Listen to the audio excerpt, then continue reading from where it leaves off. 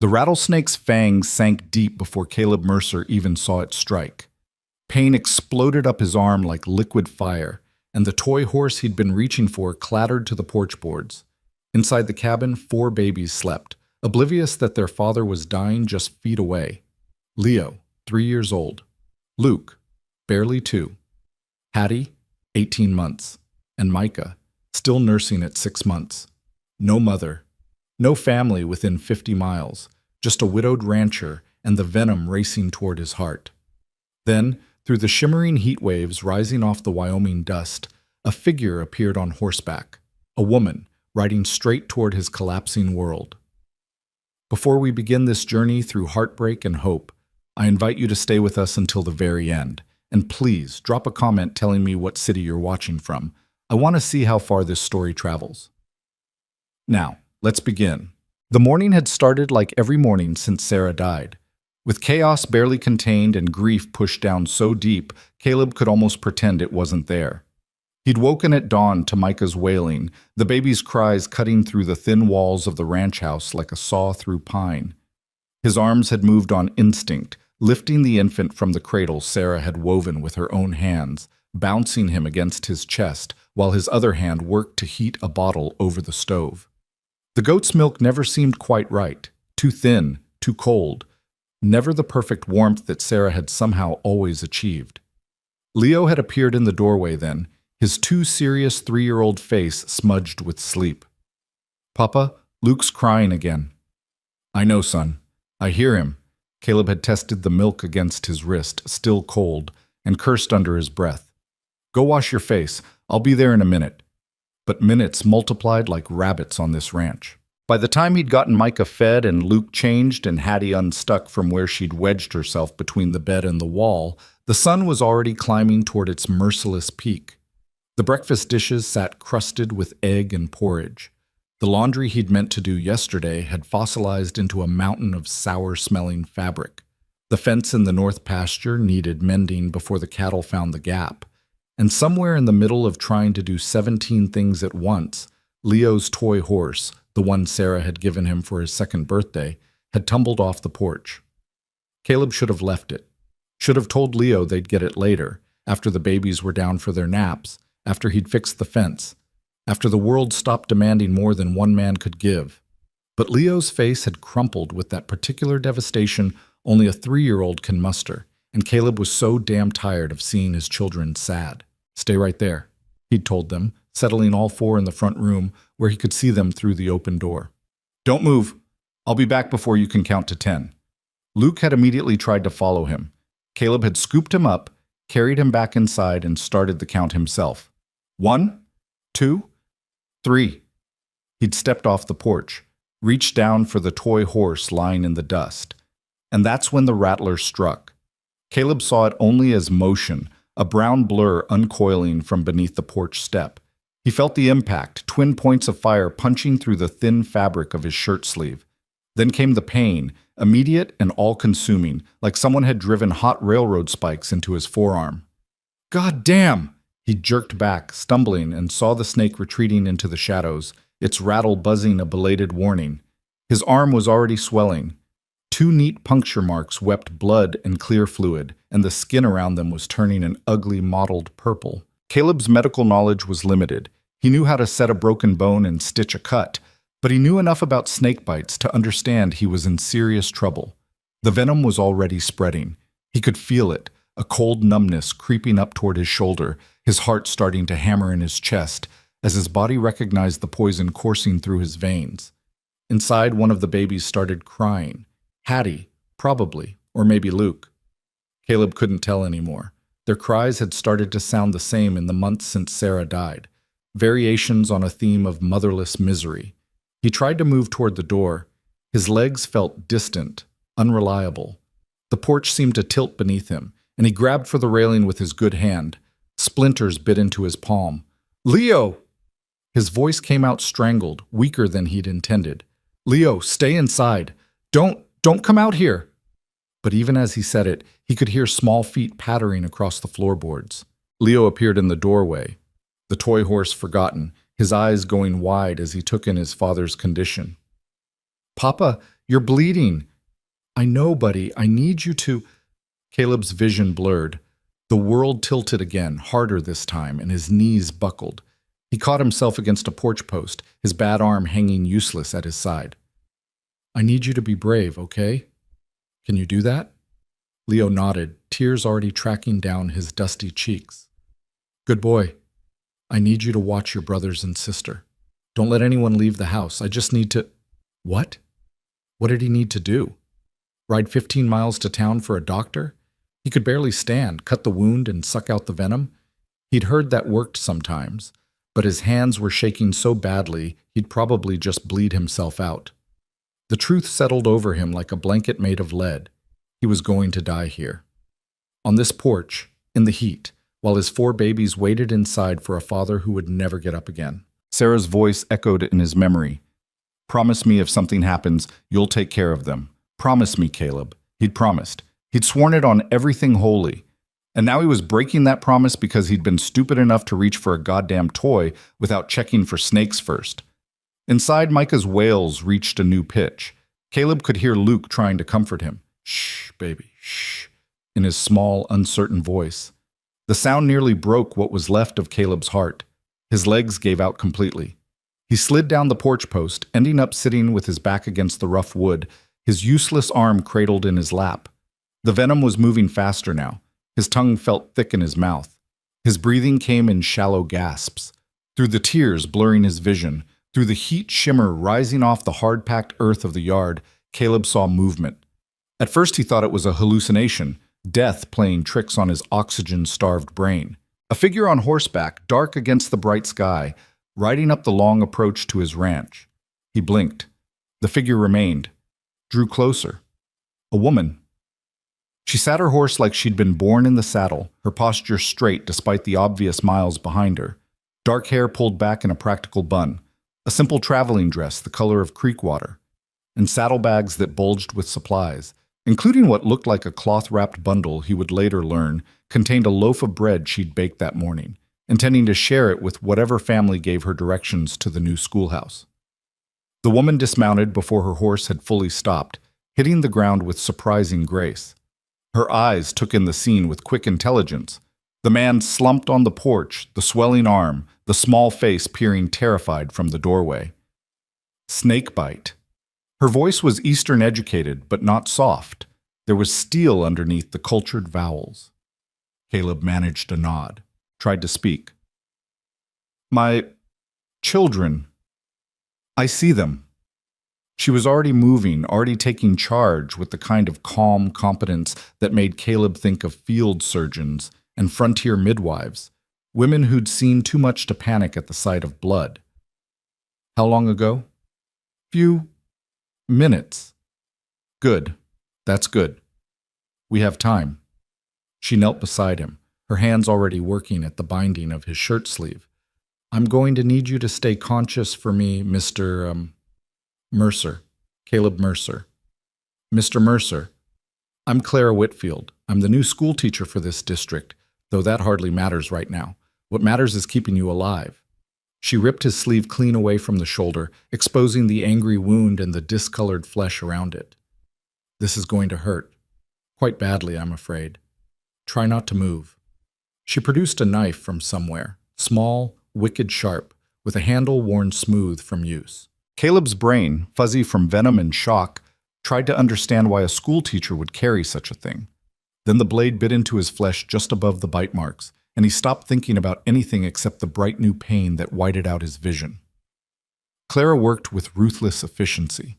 She made 2 quick incisions, deep enough to bleed freely, then bent her head to the wounds. Don't. Caleb tried to pull away, horrified. You'll poison yourself. Be quiet. She spat blood into the dust. The danger from ingestion is minimal if one has no open sores in the mouth, which I don't. She bent again, sucked, spat. I've done this before. Once for a field hand in Boston who was bitten by a copperhead someone had imported as a curiosity. Stupid man survived despite his own idiocy. She repeated the process 3 more times, then used strips torn from her own petticoat to bind the wounds tightly. Her hands never shook. Her eyes never left her work. Now then. She sat back on her heels, studying him with eyes the color of creek stones after rain. You're not going to die, not today. But you're going to feel like death warmed over for the next several hours. How many children do you have? 4. The word came out slurred. The world was going soft at the edges, darkness creeping in from the corners of his vision. 4 babies. Wife died. No one else. If I die... You're not dying. I just told you that. Clara stood, brushing dust from her skirts with brisk motions. But you are going into shock, and you won't be caring for anyone until that passes. So I'm going to need to tend your children. Will they let a stranger handle them? Have to. Caleb's eyes were closing despite his best efforts. No choice. There's always a choice, Mr. Mercer. Today we're choosing to keep you and your children alive. Everything else can wait. She turned towards the house, where Leo still stood frozen in the doorway, and Caleb heard her voice go soft in a way it hadn't been while she worked on him. Hello there, sweetheart. What's your name? Leo's voice was barely a whisper. Leo Mercer, ma'am. It's very nice to meet you, Leo. My name is Miss Clara. I'm going to help your papa get better, but I need your help to do it. Can you be my helper? A pause. Then, yes, ma'am. Wonderful.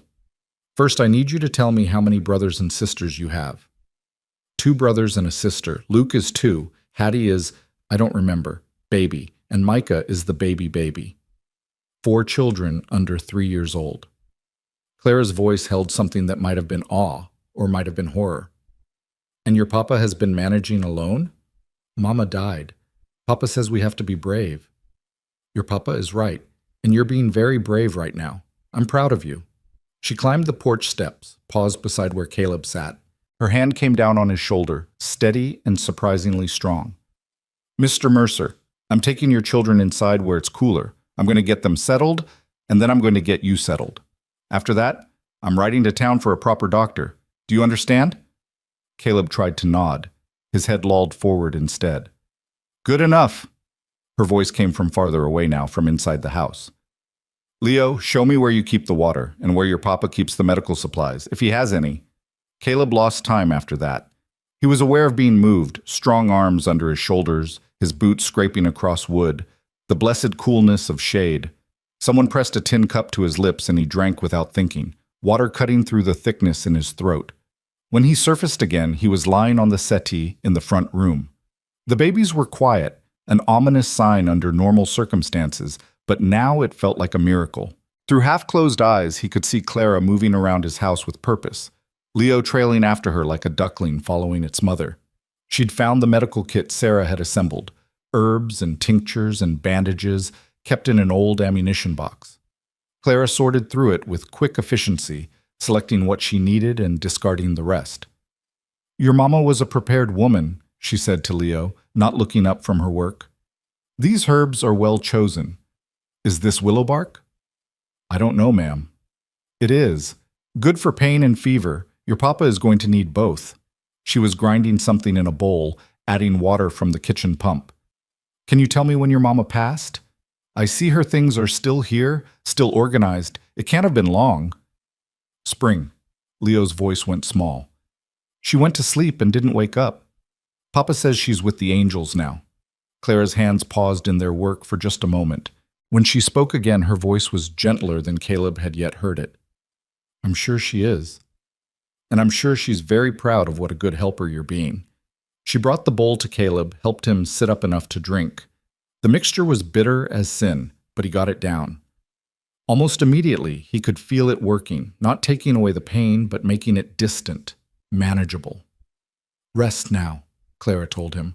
I'm going to see to your children, and then I'm going to ride for help. Your neighbor, do you have neighbors? Fletcher. The word came easier now, his tongue loosening as whatever herb mixture she'd given him took effect. Tom Fletcher, 5 miles south. Has a wife. I'll find them. She stood, already moving toward where Micah's cries had started up again. Sleep if you can, Mr. Mercer. You're going to need your strength. Caleb wanted to protest, wanted to tell her she didn't need to do this, that he'd manage somehow, that he couldn't possibly impose on a stranger this way. But his eyes were closing again, and the darkness was warm and welcoming, and somewhere in the distance he could hear Clara's voice singing something soft to Micah. A lullaby he didn't recognize, in a voice that made his chest ache with something that wasn't just venom. He let himself fall into sleep. When Caleb woke, the light had changed. Late afternoon now, the sun slanting gold through the western windows. His arm throbbed with a deep, persistent ache, but the burning had subsided. The swelling seemed less. His head felt clearer. And his house was different. It took him a moment to identify what had changed. Then he realized it was clean. Not just tidy, actually clean.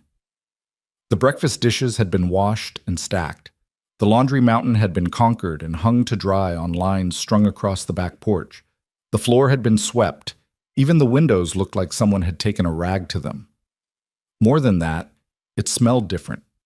Like something was cooking. Something that wasn't burnt porridge or overcooked beans. Caleb pushed himself upright, gritting his teeth against the wave of dizziness that followed.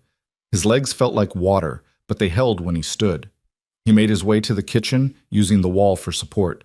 Clara stood at the stove, stirring something in the big pot Sarah used to use for stews. She'd rolled her sleeves up past her elbows, and there was flour dusted across her cheek. At the kitchen table, Luke sat in his high chair, gumming a piece of bread. Hattie was on the floor nearby, playing with wooden blocks. Leo sat on a stool beside Clara, watching her work with rapt attention. And in the corner, in the cradle, Micah slept peacefully. "You should be resting," Clara said without turning around. "You're still weak." "How did you—" Caleb gestured vaguely at the transformed kitchen. "When did you—" "Children need routine and cleanliness to thrive. Your children have been suffering from a lack of both." She turned to face him, and her expression was matter-of-fact, not accusatory. "Through no fault of your own, I should add. One man cannot do the work of two parents. It's physically impossible." "I've been trying." "I know you have. Leo has told me about all the things you do every day. You've been keeping your children alive, Mr. Mercer, which is more than many men in your position would manage. But alive is not the same as thriving." She ladled soup into a bowl, real soup with vegetables and what looked like chicken, and brought it to the table. "Sit, eat. You need to rebuild your strength." Caleb sat because his legs were shaking too badly to argue. The first spoonful of soup hit his tongue and he nearly wept. He couldn't remember the last time he'd eaten something that actually tasted like food instead of fuel. "You didn't go to the Fletchers." It wasn't a question. "I did. Mrs. Fletcher has gone to town to fetch the doctor. He should be here by nightfall. Mr. Fletcher is handling the evening feeding for your cattle." Clara returned to the stove, adjusting something. "They were horrified to learn you'd been managing alone all this time as us. Fletcher wanted to come back with me, but she's 7 months along with child and shouldn't be riding that distance twice in one day. I didn't want to be a burden to anyone. Pride is a luxury, Mr. Mercer. You have 4 children who need you alive and healthy. That means accepting help when it's offered." She glanced at Leo. "Isn't that right, Leo?" "Yes, ma'am." Leo was watching his father with serious eyes. "Miss Clara says it's not weak to need help. She says even the strongest people need help sometimes." Miss Clara is right. Caleb took another spoonful of soup, then another. He couldn't remember being this hungry. Or maybe he'd been this hungry for months and had just learned to ignore it. "Thank you for everything. I don't know how to eat." "Don't thank me yet. The night isn't over." Clara wiped her hands on the apron she'd found somewhere, probably Sarah's, from the back of some drawer. "Luke needs changing. Hattie needs to be fed. Micah will wake soon and want his bottle. Leo needs a bath. I'm sorry, sweetheart, but you do. And someone needs to read him a story before bed. And you need to rest so your body can fight off the rest of that venom." She said it all without judgment, just listing facts. But hearing it laid out like that made Caleb realize just how impossible his daily life had become. How he'd been failing his children while thinking he was doing fine. "I can help with some of that," he said quietly. "You can supervise. And you can tell me where things are. But the heavy lifting, as it were, is going to be mine tonight." Clara turned to face him fully, and her expression was kind but firm. "You nearly died today, Mr. Mercer. Your children nearly became orphans. The only reason that didn't happen is because I happened to be riding past at precisely the right moment. Some would call that luck. I call it providence. Either way, I'm not about to let you waste it by pushing yourself too hard too fast. Caleb wanted to argue, wanted to insist he was fine, that he could handle his own children, that she didn't need to stay. But Luke chose that moment to start fussing, and when Clara moved to pick him up, the little boy went to her without hesitation, settled against her shoulder like he'd known her his whole life. Something cracked inside Caleb's chest. "How long can you stay?" The question came out rougher than he'd intended. Clara met his eyes over Luke's head. "How long do you need me?" "I don't know. A few days? Until I'm steady on my feet again?" "Then that's how long I'll stay." She said it simply, as if it cost her nothing, as if upending her entire life to care for a stranger's children was just something people did. "The schoolhouse can wait. You have a more pressing need. But your position will still be there next week. The children of this district have gone without a teacher for 6 months already. Another week won't hurt them." She shifted Luke to her other hip and started toward the back room. "Now, if you'll excuse me, I have a toddler to change and a baby who's about to wake up demanding his supper. Eat your soup, Mr. Mercer. Try to stay upright. If you feel faint, call for me." She disappeared into the back room, Luke babbling contentedly in her arms, and Caleb was left staring at his soup. Leo climbed down from his stool and came to stand beside his father's chair. His small hand found Caleb's good arm. "Papa, I like Miss Clara." "I know, buddy. Is she going to stay forever?" "Forever." The word hung in the air like a prayer Caleb didn't have the courage to speak. "I don't know. I hope she does." Leo leaned against his father's side, warm and solid and alive. "She makes the sad go away a little bit." Caleb pulled his son close with his good arm, pressing his face against Leo's hair. And for the first time since Sarah died, he let himself imagine it. A house that wasn't just silent grief and desperate survival, children who laughed instead of just crying. Someone to share the burden that had been crushing him into dust for months. Someone like Clara Whitfield, who had appeared out of nowhere with nothing but competence and kindness, and a loaf of bread she hadn't even had time to offer before she was elbow deep in saving his life. From the back room came the sound of Clara singing again, that same unfamiliar lullaby, something about stars and shepherds and finding your way home in the dark. Caleb closed his eyes and listened, and for the first time in longer than he could remember, he felt something that might have been hope. The doctor arrived just after sunset, riding hard with Mrs. Fletcher, following on a slower mare. Dr. Harrison was a grizzled man in his 60s who'd seen everything the frontier could throw at a human body and had developed a permanently skeptical expression as a result. He examined Caleb's arm by lamplight, prodding the wound with fingers that had forgotten how to be gentle decades ago. Clara stood nearby, arms crossed, watching every move he made with the intensity of a hawk watching a snake near its nest. "You're lucky," Harrison finally grunted, sitting back. Whoever treated this knew what they were doing. Clean incisions, good draw on the venom, proper binding. Another hour without treatment, and we'd be having a very different conversation. He glanced at Clara. "This your work?" "It is." "Where'd you learn it?" "Boston. A physician there took on female students for practical training. He believed women should know how to handle medical emergencies since we're often the only ones present when they occur." Clara's chin lifted slightly, as if daring him to challenge her credentials. Harrison just nodded. "Sensible man. You did good work. He'll be weak for a few days, might run a fever as his body purges the rest of the toxin, but he'll live." He turned to Caleb. "You need to rest. And I mean actual rest. Not that thing you've been calling rest where you still try to work a full ranch and raise 4 babies alone." "I don't have a choice." "You do now." Mrs. Fletcher stepped forward, her hands resting on her swollen belly. "Tom and I should have been helping all along. We knew Sarah passed, knew you were alone out here, and we let our own business keep us from doing the Christian thing. That ends today." "Martha, you don't need to—" "Hush." Martha Fletcher was a small woman with iron in her spine and a voice that could stop a charging bull. "Miss Whitfield has explained the situation. She'll stay here for the next week to manage the house and children. Tom will handle your cattle and any urgent repairs. I'll come by daily with meals once Miss Whitfield needs to take up her teaching position. And you, Caleb Mercer, will rest and recover and let people help you for once in your stubborn life. Caleb looked from Martha to Clara to Dr. Harrison, all of them watching him with expressions that made it clear this wasn't up for debate. Something in his chest loosened, some knot he hadn't realized he'd been carrying since Sarah died. "All right," he said quietly. "All right. Thank you." The words felt inadequate for what they were offering, but Martha just patted his good shoulder. "That's settled then. Now, I brought chicken and dumplings for tomorrow, and Tom's got your evening feed handled. Miss Whitfield, you need anything from town? More willow bark would be useful, and laudanum if Mr. Mercer's pain gets worse." Clara walked Martha to the door, the two women talking in low voices about supplies and schedules and all the mundane details that made survival possible out here. Dr. Harrison packed his bag, declining the offer of payment with a wave of his hand. "Call it even for all the times you've helped pull calves at my brother's place. Just promise me you'll actually rest." "I promise." "Good, because if you die and leave those babies orphaned, I'll find a way to bring you back just so I can kill you myself for being stupid." Harrison softened the words with something that might have been a smile. "Your Sarah was a fine woman.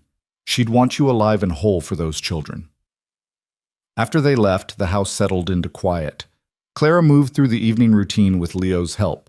Bottles for Micah, a simple supper of bread and butter for the older children, baths in the big tin tub she'd found hanging outside. She'd heated water on the stove, tested the temperature with her elbow like she'd done it 1,000 times before. Caleb watched from his chair, too weak to do more than supervise, and felt his heart crack open a little more with each gentle gesture. The way Clara dried Hattie's hair, patient through the tangles. The way she let Luke pour his own water, even though half of it ended up on the floor. The way she made Leo laugh by pretending to be a dragon who was terrified of soap. These children had been surviving. Now they were living again. When the babies were finally down, Leo in his little bed, Luke and Hattie in the crib they still shared, Micah in his cradle, Clara came back to the front room. She'd changed into a nightdress she'd borrowed from Sarah's trunk, and her dark hair hung loose around her shoulders. "You should sleep too," she said, moving to bank the fire. "The doctor said you might fever tonight. I'll be listening for you." "Where will you sleep?" "Sarah's rocking chair, there by the cradle. I've slept in worse places." She caught his expression. "Don't argue, Mr. Mercer. You need the bed, and I need to be close to Micah in case he wakes. At least take some blankets. I have blankets. Now stop worrying about my comfort and focus on your own recovery." But her voice was kind as she said it, and when she helped him stand, her arm around his waist was steady and sure. She got him settled in the bedroom, Sarah's bedroom, though all traces of his wife had been carefully tucked away in trunks and drawers. The room smelled like lye soap and fresh air instead of sickness and grief. Clara had even changed the sheets. "I'll check on you in a few hours," she said, adjusting the blanket over him. "If you need anything before then, just call out." "Clara, Miss Whitfield, I don't know how to thank you." She paused at the doorway, silhouetted against the lamplight from the front room. "You don't need to thank me, Mr. Mercer. This is what people do for each other, or at least what they should do." Then she was gone, leaving Caleb alone in the dark with his thoughts and the distant sound of her humming that lullaby again. He fell asleep to the sound of it and dreamed of Sarah smiling at him, telling him it was all right to let someone help, telling him it was all right to hope again.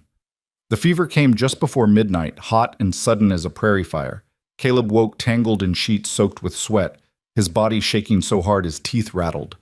The room spun around him, shadows stretching and warping into nightmare shapes. "Sarah?" He didn't mean to say it, but the word tore out of him anyway. "Sarah, I'm sorry. I tried. I couldn't." Cool hands touched his face.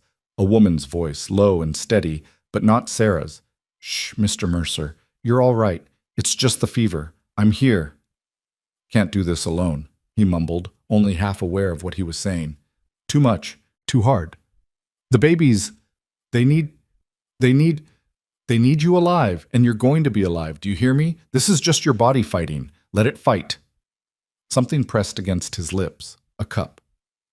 "Drink this." Slowly. He drank. Bitter herbs and cool water. His body rebelled, wanting to reject it, but Clara's hand on the back of his neck was firm. Again, one more swallow. He managed it. The room slowly stopped spinning quite so fast. Good. Her voice came from farther away now. He heard water being wrung from cloth, then coolness on his forehead, his chest, his arms. The fever will break soon. Dr. Harrison said it would come, and it has. Now it just needs to run its course. Stay. The word came out desperate, childish. Please, don't want to be alone. I'm not going anywhere. The bed dipped as she sat on the edge of it. Her hand found his, squeezed gently. Sleep if you can. I'll be right here.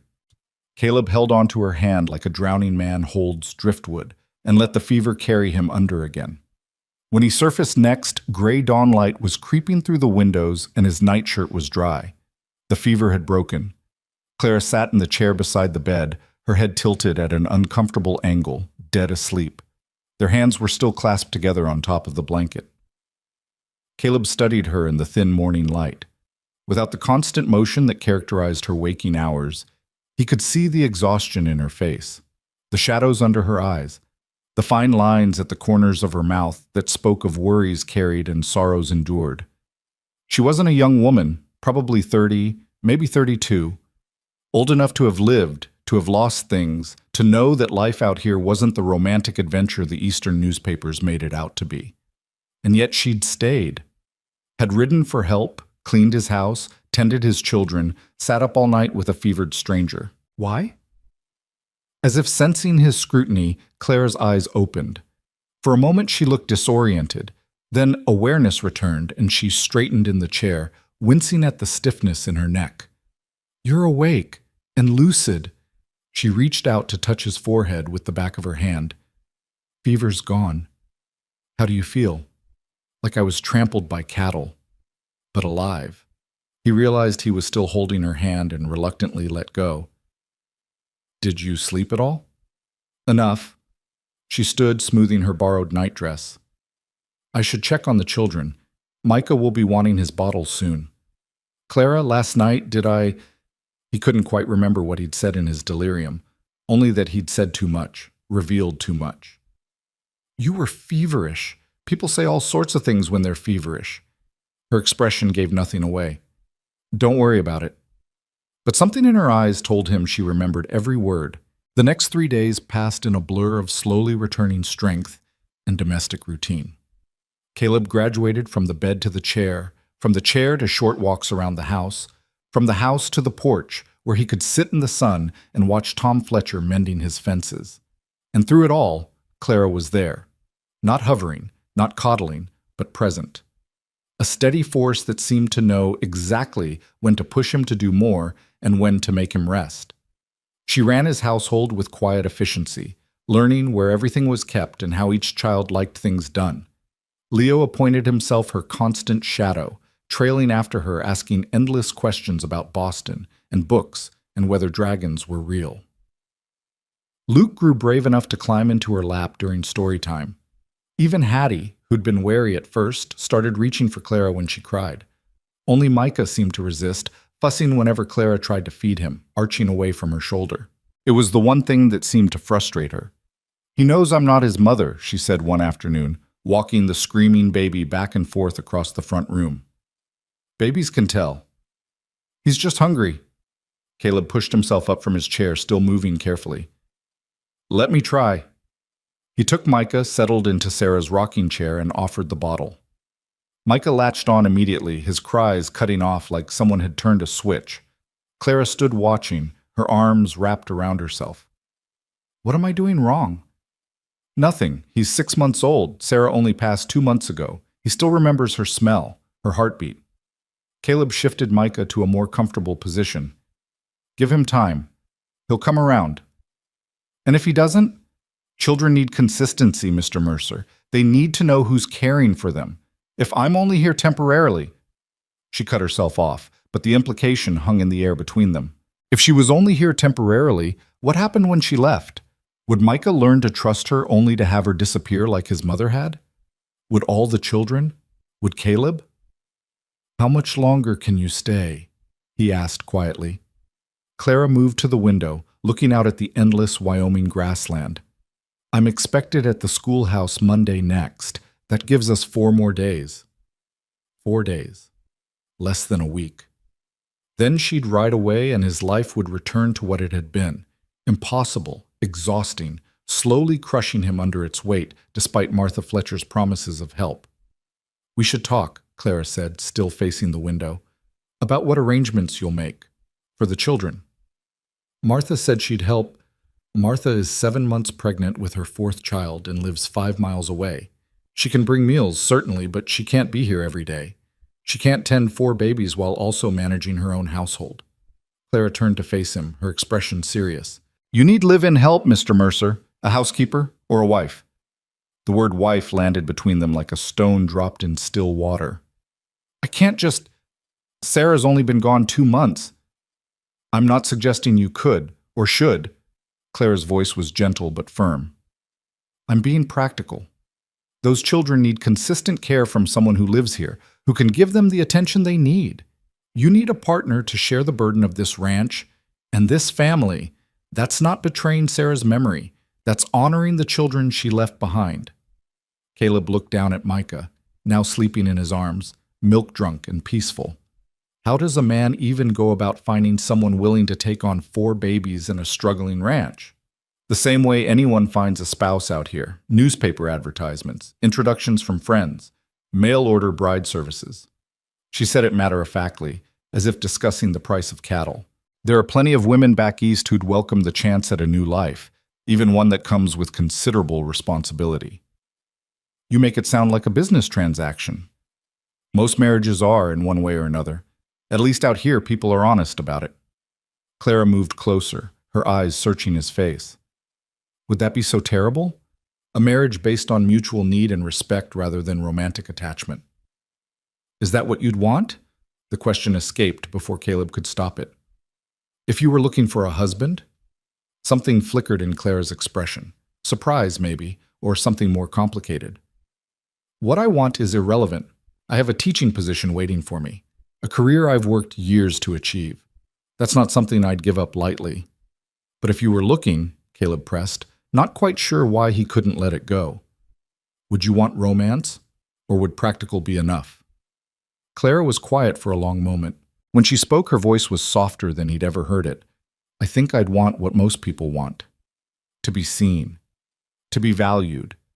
To build something worthwhile with another person. She paused. But I stopped believing in romantic love a long time ago, Mr. Mercer. Life has a way of teaching you that practical partnerships often last longer than passionate ones. There was a story there, heartbreak probably, or disillusionment. Caleb wanted to ask, but Leo chose that moment to burst through the door, covered in mud and grinning. "Miss Clara, Papa, come see. I caught a frog." The moment broke. Clara's expression shifted back to practical efficiency. "Did you? Well, let's get you cleaned up before you show us. You're tracking mud everywhere." She herded Leo toward the kitchen, leaving Caleb alone with his sleeping baby and thoughts that wouldn't settle. That evening, after the children were in bed, Clara made coffee and brought it out to the porch where Caleb sat watching the stars emerge. She settled into the other chair without asking permission, her presence comfortable in a way that made his chest ache. They sat in silence for a while, sipping coffee, listening to crickets and the distant lowing of cattle. Finally, Clara spoke. "Tell me about Sarah." Caleb wasn't sure he could, wasn't sure he should. But something about the darkness and Clara's patient silence made the words come easier than they had in months. She was practical. Like you, actually. We married young. I was 19, she was 17, and neither of us had romantic notions about what life out here would be. We were partners more than anything. Good partners. He traced the rim of his coffee cup. She wanted children badly. We lost 2 before Leo. One was too early, one was stillborn. The doctor said she shouldn't try again, that the pregnancies were too hard on her, but Sarah was stubborn. "Leo, Luke, Hattie, and Micah," Clara said softly. 4 babies in 4 years. The last one nearly killed her. Micah came early and there were complications. She never really recovered. Caleb's voice went rough. She got weaker and weaker.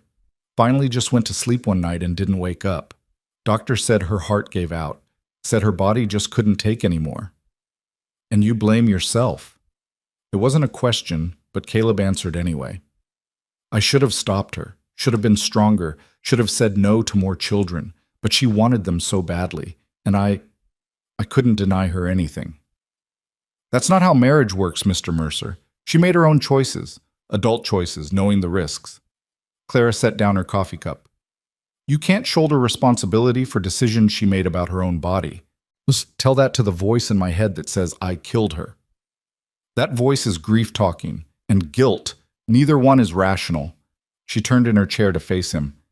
Your wife chose to have those children, chose to take those risks, because she wanted them to exist more than she wanted her own safety. That's not your fault. That's her love for them. Caleb felt something hot behind his eyes. He blinked it back. How did you get so wise about grief? Practice. Clara's voice went distant. I was engaged once, 5 years ago. He was a professor at the college, brilliant and charming. We had everything planned, a spring wedding, a house near the campus, a life built around books and ideas. She paused. Then I found out he was also engaged to a merchant's daughter in Connecticut. Had been for 3 years. I was just his Boston diversion. Christ, Clara. It's all right. It taught me valuable lessons about romantic love and the reliability of men. She said it without bitterness, just fact. After that, I focused on my education, on building a career, on becoming someone who didn't need rescuing or romantic attachment to have a worthwhile life. Is that why you came out here? To get away from Boston? Partially, also because teaching positions for women in Boston are scarce and underpaid. Out here, I can make 3 times what I'd make back east, and I can actually use my medical training when emergencies arise. She smiled slightly. Plus, no one cares if I'm an old maid who was jilted at the altar. Out here, I'm just the new school teacher. You're not an old maid. I'm 32 and unmarried. By any Eastern standard, I'm firmly on the shelf. She didn't sound bothered by it. But that's fine. I've made my peace with it. Caleb wanted to tell her that any man who'd choose someone else over her was a fool. Wanted to say she deserved better than peace with loneliness. That she deserved someone who'd see her strength and brilliance and want to build a life with her. But the words stuck in his throat, too raw and revealing. Instead he said, Thank you for telling me. Fair exchange. You told me about Sarah. Clara stood, gathering the coffee cups. I should get some sleep. Micah will be up in a few hours. Clara, wait. She paused at the door. These last few days, having you here, it's been... He struggled for words that wouldn't sound desperate or presumptuous. The children are happy again. The house feels alive. I didn't realize how much we'd all been just surviving until you showed us what living could look like. Clara's hand tightened on the doorframe. Mr. Mercer, I know you have to leave Monday. I know you have a position waiting. I'm not asking you to give that up. He forced himself to meet her eyes. I'm just saying thank you for giving us this week, for showing us there could be something better than what we've had. For a moment, Clara looked like she might say something more, something important. But then she just nodded, whispered, "Good night," and disappeared inside. Caleb sat alone on the porch, watching stars wheel overhead, and wondered if he was a fool for wishing she could stay. The 4th day dawned clear and bright. Caleb's arm was nearly healed, the swelling gone, only a deep ache remaining when he used it too much. He could do most things now, lift Micah, help with breakfast, handle small chores around the house, which meant Clara could leave with a clear conscience. She spent the day preparing, washing her traveling dress, checking her horse's shoes, organizing instructions for Martha Fletcher about the children's routines. She worked with the same efficiency she brought to everything, but something was off. Her smiles didn't quite reach her eyes. Her hands stilled sometimes in the middle of tasks, as if she'd forgotten what she was doing. The children sensed it too. Leo grew clingy, following Clara everywhere. Luke cried at the smallest frustrations. Even Hattie seemed fussier than usual. Only Micah seemed oblivious, finally starting to accept Clara's care without fighting. He'd taken a bottle from her that morning without fussing, and when she'd picked him up after his nap, he'd nestled against her shoulder like he'd been doing it his whole life. Clara had looked devastated. That evening, after supper but before bed, Clara gathered all 4 children in the front room. Caleb watched from the kitchen doorway as she knelt to their level, her expression gentle but serious. I need to tell you something, she said, taking Leo's hand. Tomorrow, I have to go to the schoolhouse. There are other children waiting for a teacher, and I promised I'd come. Leo's face crumpled. But we need you here. I know, sweetheart. And your papa is strong enough now to take care of you again. Plus, Mrs. Fletcher is going to come help. Mrs. Fletcher isn't you. Tears spilled down Leo's cheeks. Please don't go. Please. We'll be good. We promise. Oh, Leo. Clara pulled him into her arms. This has nothing to do with you being good. You've all been wonderful, the best children I could have asked for. Then why are you leaving? Luke asked, his voice small. Because I have a job to do. Just like your papa has a job taking care of this ranch, I have a job teaching children. It's important work. We're important too, Leo said into her shoulder. You are. You're so important. Clara's voice broke slightly. Which is why I need to make sure you're properly cared for before I go. And your papa. She looked up at Caleb, something complicated in her expression. Your papa loves you more than anything in this world. He's going to take wonderful care of you. But Caleb could see the doubt in her eyes. The same doubt that had been growing in him all week. One man couldn't do this. Not well. Not in a way that would let his children thrive instead of just survive. He needed help. Real, permanent help. He needed Clara. But she had a life waiting. A career she'd worked years to achieve.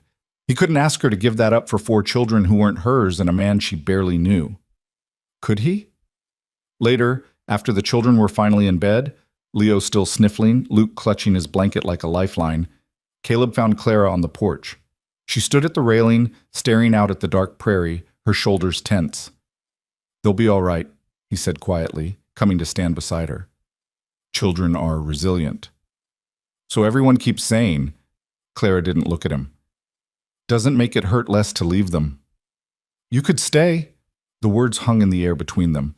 Clara's hands tightened on the porch rail. Mr. Mercer, just listen, please. Caleb turned to face her, his heart hammering. I know this is sudden. I know you have a position waiting. But these last few days, Clara, you've brought life back to this house. Not just for the children. For me, too. You're grateful. That's natural. But gratitude isn't a foundation for... It's not just gratitude. He stepped closer, watching her profile in the starlight. You're brilliant with them, patient and firm, and exactly what they need.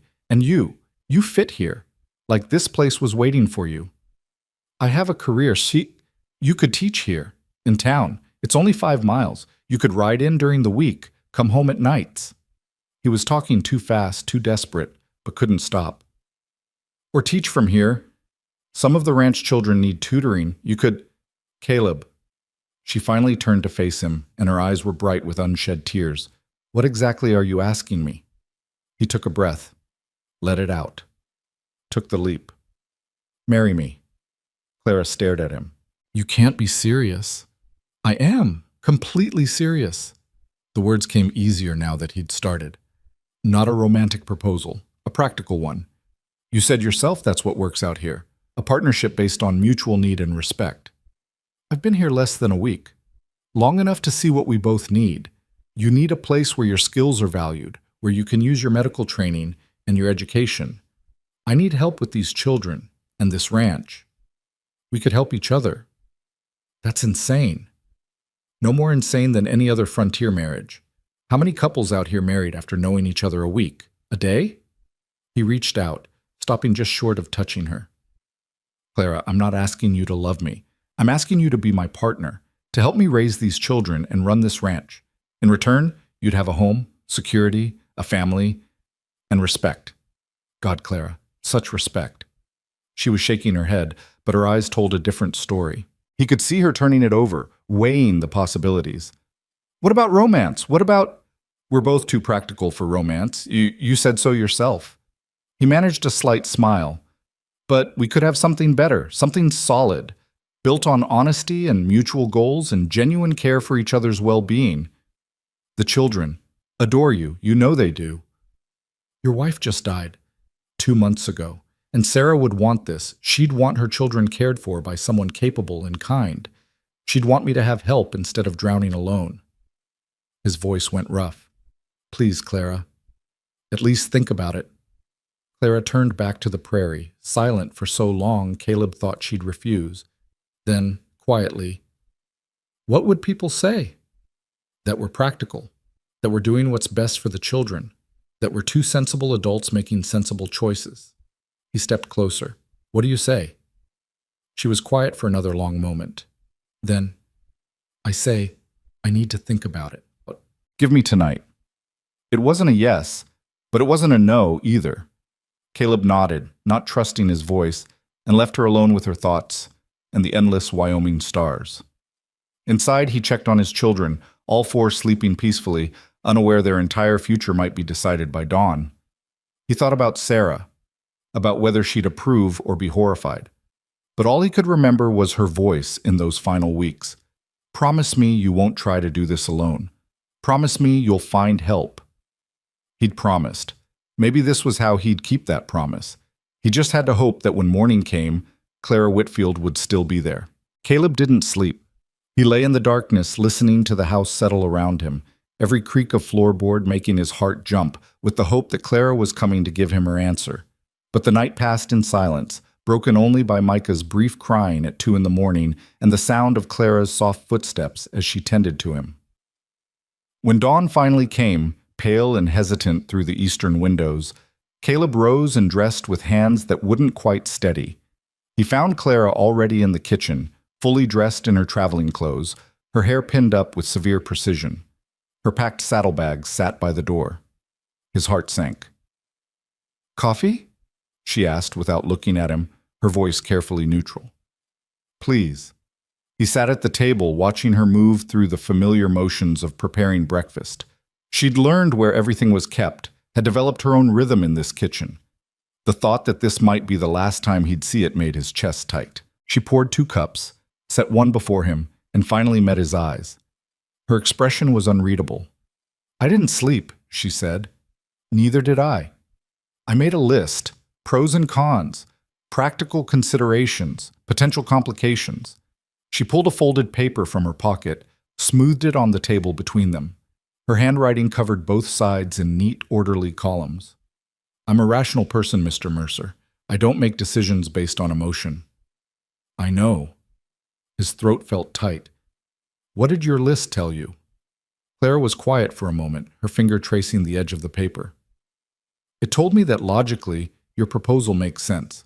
I need security and purpose. You need help. The children need consistent care. A marriage of practical convenience would solve multiple problems for both of us. But logic isn't the only consideration. She looked up at him, and he was startled to see uncertainty in her eyes, the first real vulnerability she'd shown since she'd ridden up to his dying body a week ago. What if I'm not enough? What if the children grow to resent me for not being their real mother? What if you wake up one day and regret binding yourself to someone you barely know? What if none of those things happen? Caleb leaned forward, willing her to hear him. What if instead you become the mother they need? What if we build something good together? What if we both stop being so damn lonely? The last words came out rawer than he'd intended. Clara flinched slightly, but didn't look away. I'm scared, she admitted quietly. I don't scare easily, but this terrifies me. The idea of tying my entire future to a man I've known for 6 days, to children who aren't mine, to a life I never planned. I'm scared too. Caleb reached across the table, stopped just short of taking her hand. Sarah and I grew up together. I'd known her my whole life when we married. And I still got things wrong, still made mistakes, still had moments where I didn't know what I was doing. Marriage is terrifying, no matter how well you know someone. That's not reassuring. I'm not trying to reassure you. I'm trying to be honest. He finally took her hand, felt her fingers cold against his palm. I can't promise this will be easy. I can't promise you won't have regrets. But I can promise I'll respect you, value you, work beside you as an equal partner, and I can promise those children in there will love you like you're the answer to every prayer they've said since their mother died. Clara's eyes were bright now, tears threatening to spill. I wanted more time, to think, to be certain. How much time would be enough? A week? A month? A year? Caleb squeezed her hand gently. Sometimes you just have to take the leap and trust you'll figure out how to fly on the way down. She laughed, a sound caught between sob and genuine amusement. That's terrible advice. It's frontier advice. We're all just figuring it out as we go. He paused. What does your gut tell you, Clara? Not your list, not your logic. Your gut. Clara closed her eyes, took a shaking breath, and when she opened them again, something had shifted in her expression. Some decision made, some bridge crossed. My gut tells me I already love those children, that leaving them will break something in me I'm not sure I can fix. Her voice was barely above a whisper. My gut tells me I've been lonely for so long I forgot what it felt like to be needed, to be part of something larger than myself. And? She pulled her hand from his, picked up her carefully written list, and tore it cleanly in half. Then in half again, and again, until it was confetti on the kitchen table. And my gut says logic is overrated.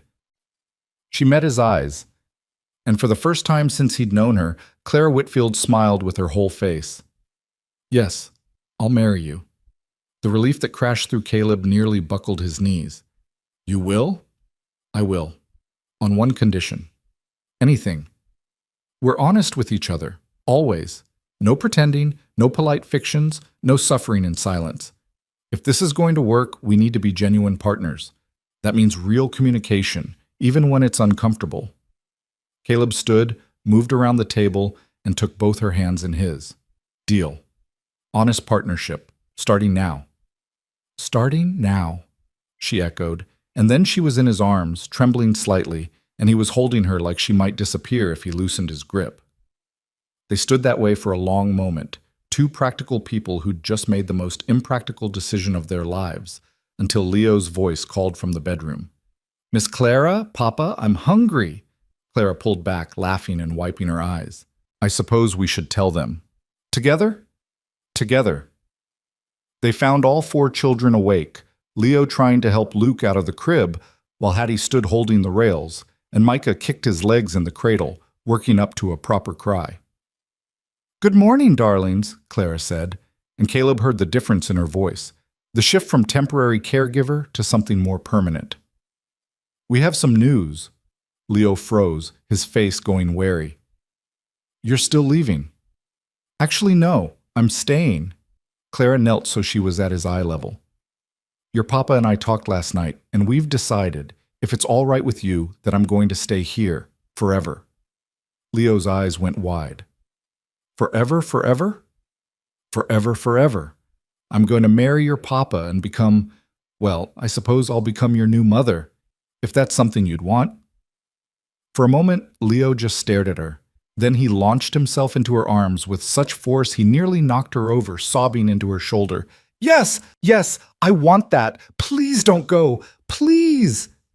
Luke, not fully understanding but catching his brother's emotion, started crying too. Hattie joined in on principle, and Micah, feeling left out, added his voice to the chaos. Clara held Leo tight, tears streaming down her own face, while Caleb scooped up Luke and Hattie, and for several minutes the kitchen was nothing but crying and laughter, and the kind of messy, overwhelming emotion that comes when something broken starts to heal. Finally, when everyone had calmed down enough to breathe, Leo pulled back and looked up at Clara with serious eyes. Can I call you Mama, or is that wrong because you're not my real Mama? Clara's face crumpled for a moment before she composed herself. Your real Mama will always be your real Mama, sweetheart. No one can replace her. But if you want to call me Mama too, I would be honored. You can have two Mamas, one who's watching over you from heaven and one who's here taking care of you on earth. Leo considered this carefully. Then, Mama Clara? Perfect. Clara kissed his forehead. Absolutely perfect. The practical arrangements happened with frontier speed. Martha Fletcher, when she learned the news later that morning, declared it the most sensible thing Caleb Mercer has done since Sarah passed, and immediately began planning. The wedding would be small, just the Fletchers, Dr. Harrison, and a handful of neighboring families. They'd hold it at the ranch in 4 days, giving Clara time to send word to the school board that she wouldn't be taking the teaching position and to write to Boston to formally close that chapter of her life. 4 days? Clara said that first evening, standing in the doorway of what would soon be their shared bedroom. Is that too fast? Out here? That's practically an engagement period. Caleb was changing Micah on the bed, trying to ignore the awkwardness of the situation. In 4 days, this would be their room, their bed, their life. Having second thoughts? Constantly. You? Every other minute. He finished with Micah's diaper, lifted the baby to his shoulder. But every time I see you with them, every time I watch you move through this house like you've always belonged here, the doubts get quieter. Clara stepped fully into the room, trailing her fingers along Sarah's dresser. I need to ask you something, and I need you to be honest. Always. Sarah's things, her clothes, her jewelry, her personal items. Clara turned to face him. I don't want to erase her. This was her home, her family, but I also can't live as a ghost in her shadow. We need to find a balance. Caleb looked around the room, seeing it through Clara's eyes. Sarah's hairbrush still on the dresser, her shawl on the back of the chair, her presence everywhere, preserved like a shrine. You're right. The words hurt, but they were true. The children need to remember her, but they also need to see you as your own person, not just Sarah's replacement. He thought for a moment. What if we packed most of her things in a trunk, kept a few special items out for the children, her mother's wedding ring for Hattie someday, her father's watch for the boys, but made space for your things too? Clara nodded slowly. That seems fair. And Caleb? I'll never ask you to forget her, never ask you to pretend she didn't exist. She gave you these beautiful children. She was part of building this home. I want to honor that. Even though it means sharing me with a ghost? We all have ghosts. Clara moved closer, reaching out to touch Micah's soft hair. The man who betrayed me back in Boston is my ghost. The life I thought I'd have, the career I'm giving up, those are ghosts too. Marriage is learning to live with each other's ghosts and building something new anyway. Caleb shifted Micah to his other shoulder, suddenly needing to say something he hadn't quite figured out how to voice. I can't promise I'll love you, not romantic love, not the way I loved Sarah. I know. But I can promise I'll care for you, protect you, stand beside you, build a good life with you. He met her eyes. Is that enough? Clara was quiet for a long moment, then, it's more than I had before. More than I expected to find when I rode up to your ranch last week. She smiled slightly. Besides, romantic love is overrated. I'll take practical partnership over passion any day. Liar. She laughed, startled. Excuse me? You're lying, to me or to yourself, I'm not sure which. Caleb smiled to soften the words. You want to be loved, Clara. Really loved. Not just valued or respected or appreciated, loved. You're just scared to admit it. Now who's not being practical? Maybe I'm tired of being practical. Maybe watching you with my children this past week has reminded me that there are things worth wanting, even if they're not logical. He paused. I can't promise I'll fall in love with you, but I can promise I'll try. I'll show up every day and try to build something that might grow into love. Is that enough? Clara's eyes were bright again, and when she spoke, her voice was thick. Yes, that's enough. They married on a Sunday afternoon with storm clouds gathering on the horizon and the wind picking up, carrying the scent of rain. Clara wore a simple dress she'd altered from one of Sarah's, practical cream-colored cotton with lace at the collar. She'd spent the previous 3 days sewing, taking in seams and adding new buttons, transforming something that had been Sarah's into something that was hers while still honoring the woman who'd worn it first. Caleb watched her walk across the yard toward where he stood with Reverend Matthews, and his breath caught. She wasn't beautiful in any conventional sense.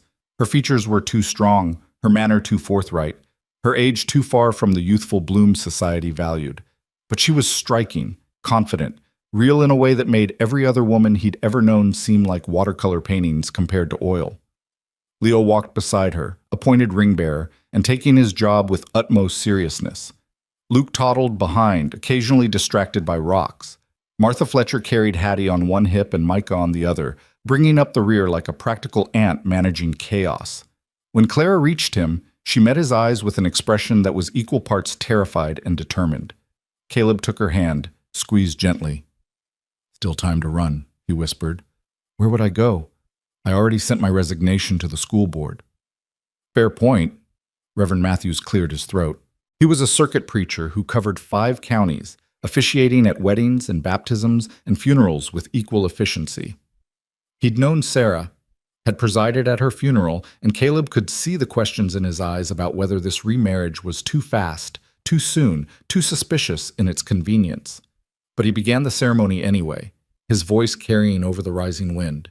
"Dearly beloved, we are gathered here today to join this man and this woman in holy matrimony.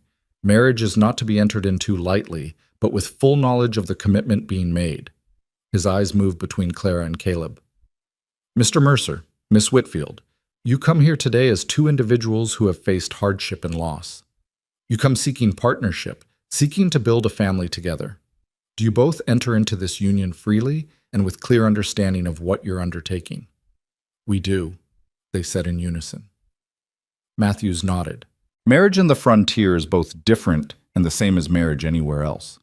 Different because out here we depend on each other for survival in ways city folk can't imagine.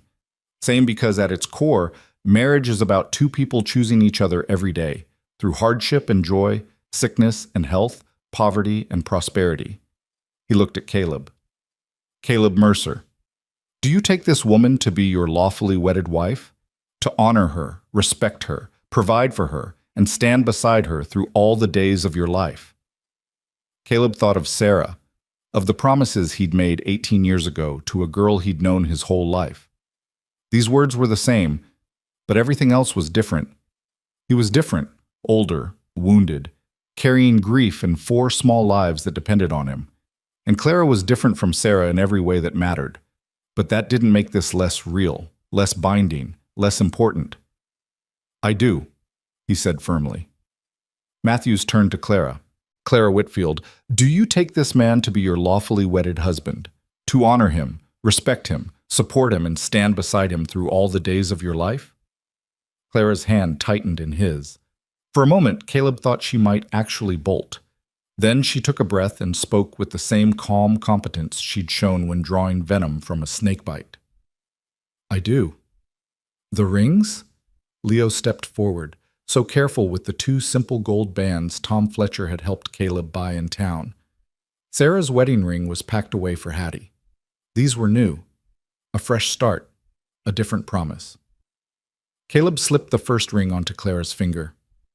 "With this ring, I pledge you my faith, my loyalty, and my partnership. I promise to build a life with you based on honesty and respect. I promise to stand beside you, not ahead of you or behind you, but beside you as an equal." It wasn't the traditional vow. Matthews looked like he might object, but Clara was already sliding the second ring onto Caleb's finger, her voice steady. "With this ring, I pledge you my strength, my care, and my commitment. I promise to honor your children as my own, to help shoulder the burdens of this life, and to be a true partner in all things." Matthews hesitated, then apparently decided frontier weddings allowed for some flexibility. "By the power vested in me by the territory of Wyoming and the Methodist Episcopal Church, I now pronounce you husband and wife." He looked at Caleb. "You may kiss your bride." Caleb hesitated. They'd discussed this moment briefly, both of them awkward about the physical realities of marriage.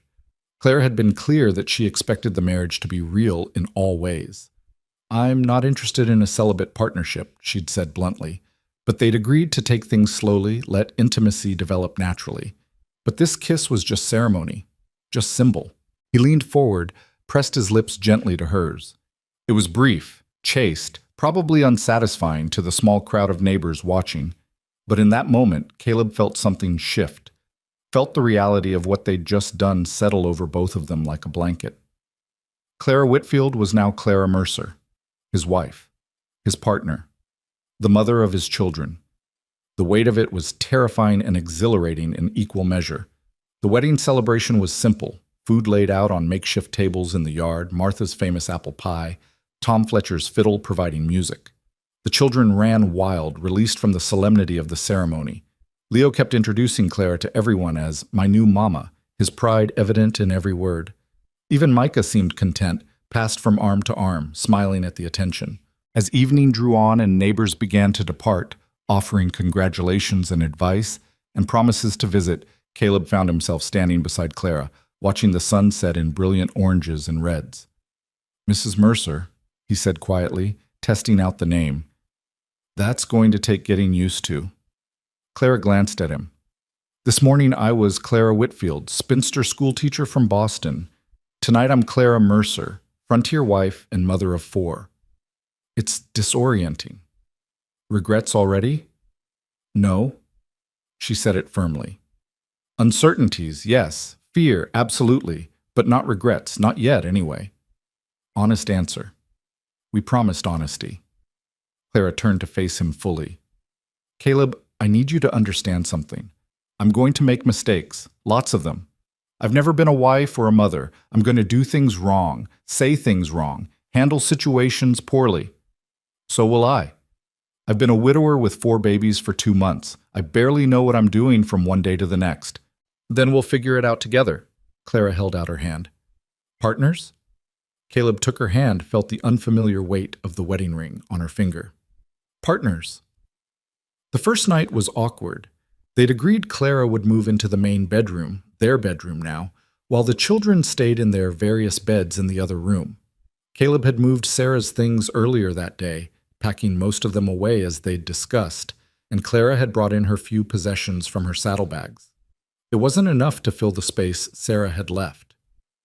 Clara's things looked lost in the big room, her one change of clothes hanging beside his in the wardrobe, her brush and comb on the dresser looking lonely next to his shaving kit. But it was a start. They prepared for bed in silence, both hyper-aware of the other's presence. Clara changed in the corner while Caleb checked on the children one last time. When he returned, she was already in bed, the covers pulled up to her chin, her expression unreadable in the lamplight. "I should tell you," she said as he sat on his side of the bed, I don't have expectations for tonight. I know this is strange for both of us. We can take things slowly." Caleb felt some tension. He didn't know he'd been carrying ease slightly. "That's probably wise. We're both exhausted, and this is weird? I was going to say new, but weird works too." He blew out the lamp, plunging the room into darkness, broken only by moonlight through the window. He lay down on his side of the bed, careful to leave space between them. "Clara?" "Yes?" "Thank you for saying yes, for staying, for all of it." In the darkness, he felt her hand find his, their fingers interlacing on top of the blanket. "Thank you for asking," she said softly. "For seeing me as more than just a convenient solution, for trusting me with your children." They lay like that, hands clasped, 2 practical people who'd married for practical reasons, trying not to think too hard about how their hearts were beating too fast, or how the warmth of another person in the bed felt both strange and necessary. Eventually, Clara's breathing evened out into sleep. Caleb lay awake longer, staring at the ceiling, thinking about Sarah and promises and second chances, and the woman sleeping beside him who'd ridden into his life with a loaf of bread and turned everything upside down. He thought about Leo's joy when they'd told him Clara was staying, about the way Micah had finally started reaching for her, about how the house already felt different, fuller, lighter, like something frozen had started to thaw. Maybe this would work. Maybe 2 broken people could build something whole together. Maybe practical partnership could grow into something more. Or maybe they'd just make it through each day, one at a time, holding on to each other when things got hard and celebrating the small victories when they came. Either way, Caleb thought, as sleep finally pulled him under, it had to be better than facing it alone. The first week of marriage was an education in compromise and patience. Clara had her ways of doing things, efficient, organized, systematic. Caleb had his own routines, developed over years of ranching and 2 months of desperate single parenthood. Where these methods collided, sparks flew. "The laundry should be done on Monday," Clara said on their 3rd day of marriage, surveying the mountain of dirty clothes with the expression of a general planning a military campaign. "I do laundry on Saturday," Caleb replied. "Monday makes more sense. Start the week fresh." "Saturday means I have Sunday to rest." "You rest on Sunday anyway. Monday is more efficient." They stared at each other. Finally, Caleb laughed. "This is what we're going to fight about? Laundry day?" Clara's lips twitched. Apparently, I'm very passionate about efficient household management. I'm noticing that. He stepped closer. How about this? We try it your way for a month, then my way for a month, and see which works better. That's 6 weeks of testing when we could just use logic to... She caught his expression. Right. Compromise. Partnership. Fine. We'll test both methods. Was that so hard? Excruciating. But she was smiling now. They compromised on meal times, on discipline methods for the children, on how much wood to split, and when to plant the kitchen garden, and whether Micah was too young to start sleeping through the night. Some compromises came easy. Others required long discussions after the children were asleep, both of them fighting exhaustion to work through disagreements before they festered. But slowly, gradually, they found their rhythm. Clara learned that Caleb got quiet when he was overwhelmed, that he needed space to process before he could talk. Caleb learned that Clara got sharp when she was tired, that her criticisms weren't personal but the result of pushing herself too hard. And the children bloomed under the stability. Leo's nightmares became less frequent. Luke started talking more, trying out new words every day. Hattie's smile came quicker. Even Micah seemed calmer, more content. 2 weeks after the wedding, Clara was nursing Micah through a rough night. He was cutting teeth and miserable about it, when Caleb found her in the rocking chair at 3 a.m, swaying gently and singing that unfamiliar lullaby. Let me take him, Caleb offered. You need sleep. So do you. You have to mend fence tomorrow. And you have 4 children to manage all day. At least my work doesn't talk back. He held out his arms. Come on, we're partners, remember? That means we trade off the hard stuff. Clara handed over the baby, her face drawn with exhaustion. I don't know how Sarah did this alone while you worked the ranch. 4 children under 3. It's impossible. She had help. Her sister lived with us for a while after Luke was born. Caleb settled Micah against his shoulder, the familiar weight comforting. And honestly, I don't think she managed as well as you think. The house was always a disaster. She was always exhausted. We were always just barely keeping our heads above water. So this feeling like I'm drowning is normal? Completely normal. He reached out with his free hand, squeezed her shoulder. You're doing amazing, Clara. Better than amazing. Look at them. They're happy, healthy, thriving. That's because of you. Because of us, she corrected quietly. I couldn't do this alone either. Micah finally settled, his cries diminishing to whimpers and then silence. Clara stood, stretched, and impulsively kissed Caleb's cheek. Thank you, she said, for this, for seeing me as an equal instead of just hired help. The kiss was brief, casual, the kind of affectionate gesture any married couple might share. But Caleb felt it like a spark, warming something that had been cold for a long time. Go sleep, he told her gently. I've got this.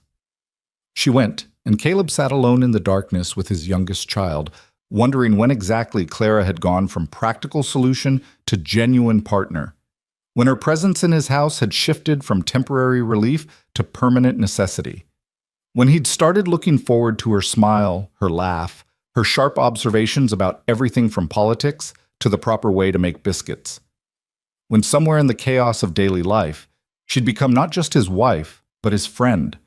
It was a dangerous thing to realize. Friendship could become affection, affection could become attachment, and attachment made loss unbearable. He'd lost Sarah. He wasn't sure he could survive losing someone else he cared about. But as Micah's breath evened out into sleep and the house settled around him, Caleb acknowledged a truth he'd been avoiding.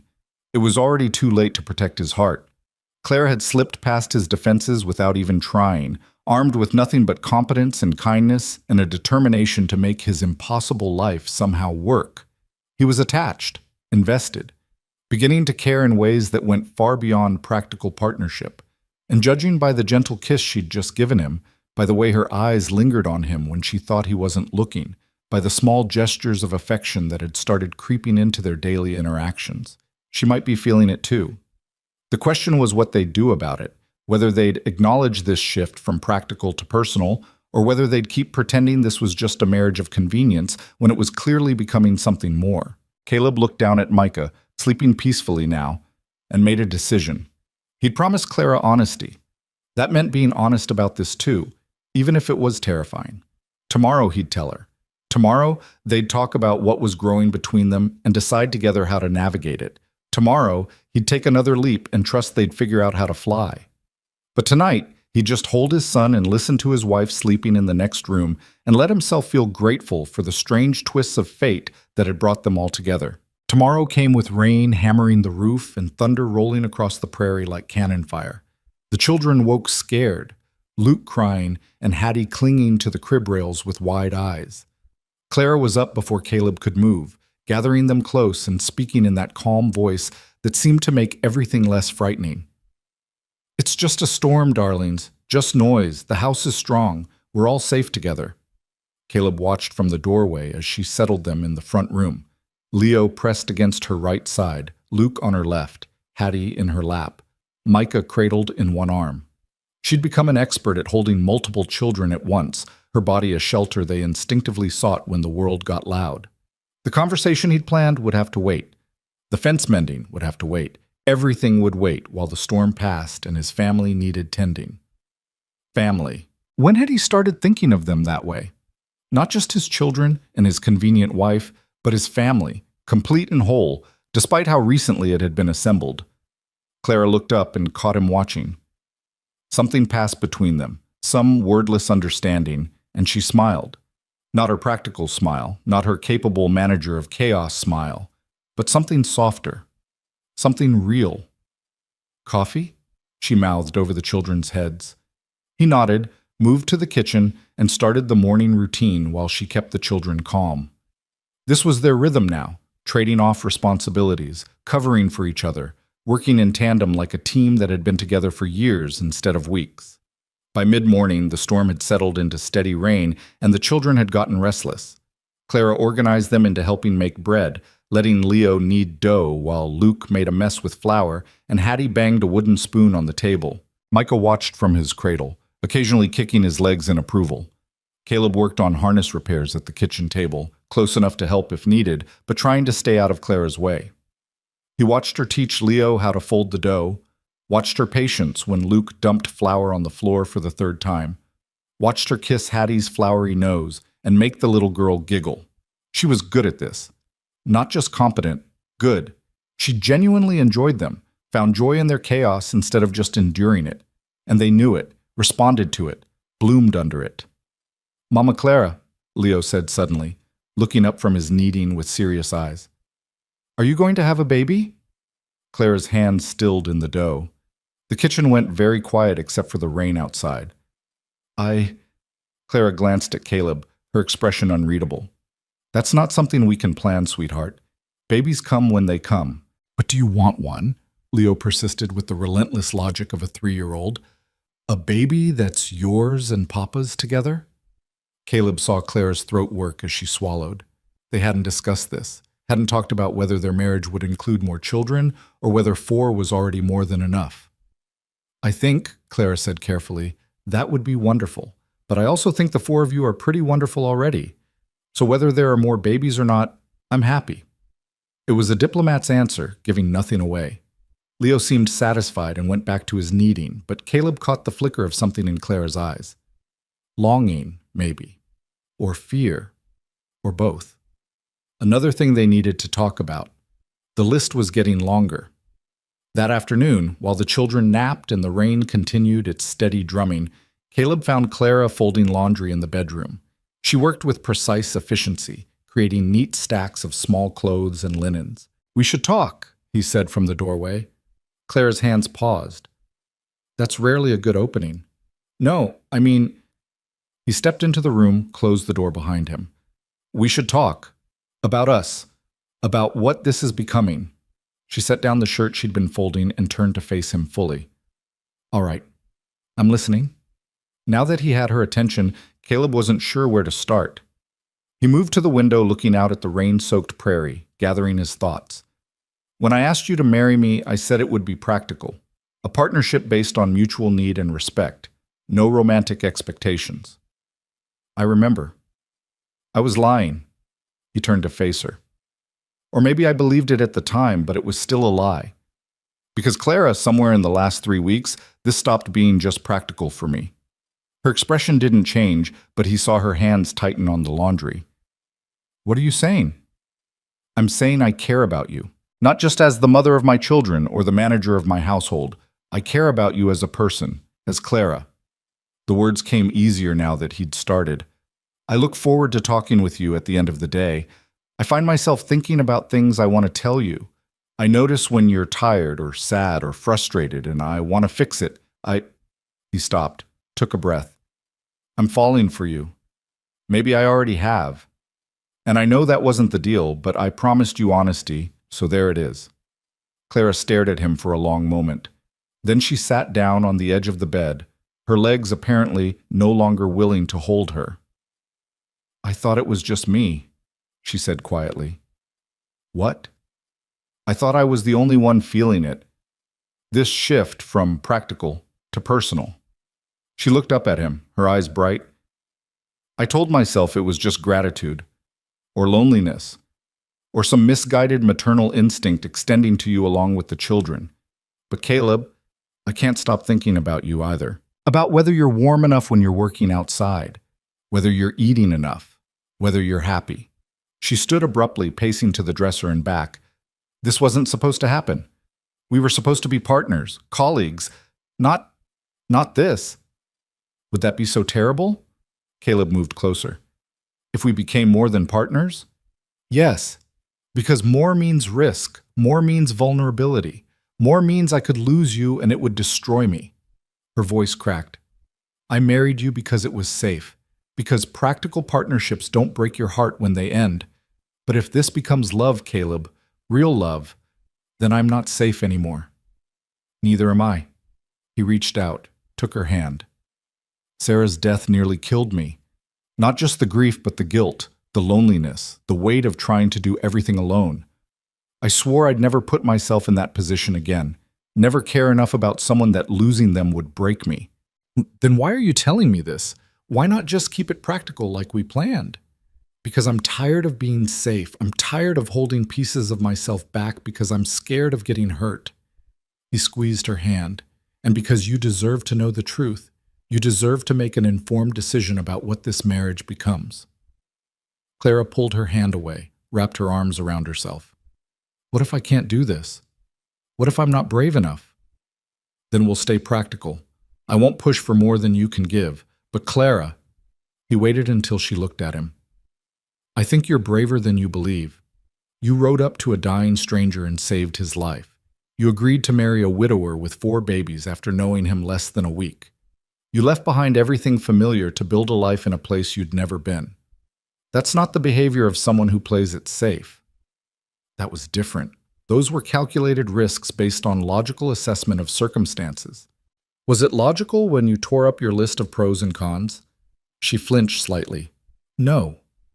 Was it logical when you held me through the fever and let me say things I probably shouldn't have? No. Was it logical when you started calling this place home? When you started looking at those children like they were yours? When you started looking at me like... He stopped, not quite brave enough to finish that sentence. Clara finished it for him. Like I was falling in love with you too? The words hung in the air between them, terrifying and exhilarating. Yes, Caleb said hoarsely. Like that. Clara closed her eyes, took a shaking breath, and when she opened them again, there were tears on her cheeks. I don't know how to do this. How to be in love. My engagement back in Boston wasn't real. He was lying the whole time.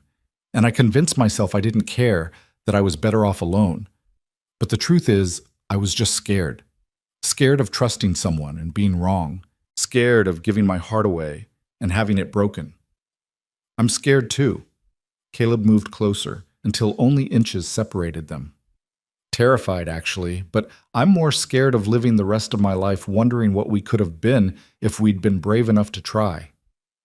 What if it doesn't work? What if we try and fail and everything falls apart? What if it does work? He reached up, gently wiped a tear from her cheek. What if we try and succeed and build something beautiful together? What if this practical marriage becomes the greatest love story either of us ever has? Clara laughed, a sound caught between sob and genuine amusement. That's very romantic for someone who claimed to be practical. You're corrupting me, making me believe in possibilities again. He let his hand linger on her cheek. So what do you say, Mrs. Mercer? Are we brave enough to fall in love? Clara leaned into his touch, her eyes searching his face like she was memorizing every detail. I think maybe we don't have a choice. I think maybe we're already there and we're just too scared to admit it. Then let's admit it, right here, right now. Caleb took her face in both hands. Clara, I love you. Not just for what you do for my children or my ranch. I love you for your sharp wit and your competence and the way you make everything better just by being in it. I love how you're kind without being soft, how you're strong without being hard. I love that you tear up lists when your heart knows something your head doesn't want to accept. I love you. Fresh tears spilled down Clara's cheeks. I love you too. God help me. I love you. Even though it's terrifying and illogical and completely contrary to every plan I had for my life. I love you, Caleb Mercer. I love your children. I love this impossible life we're building together. I love all of it.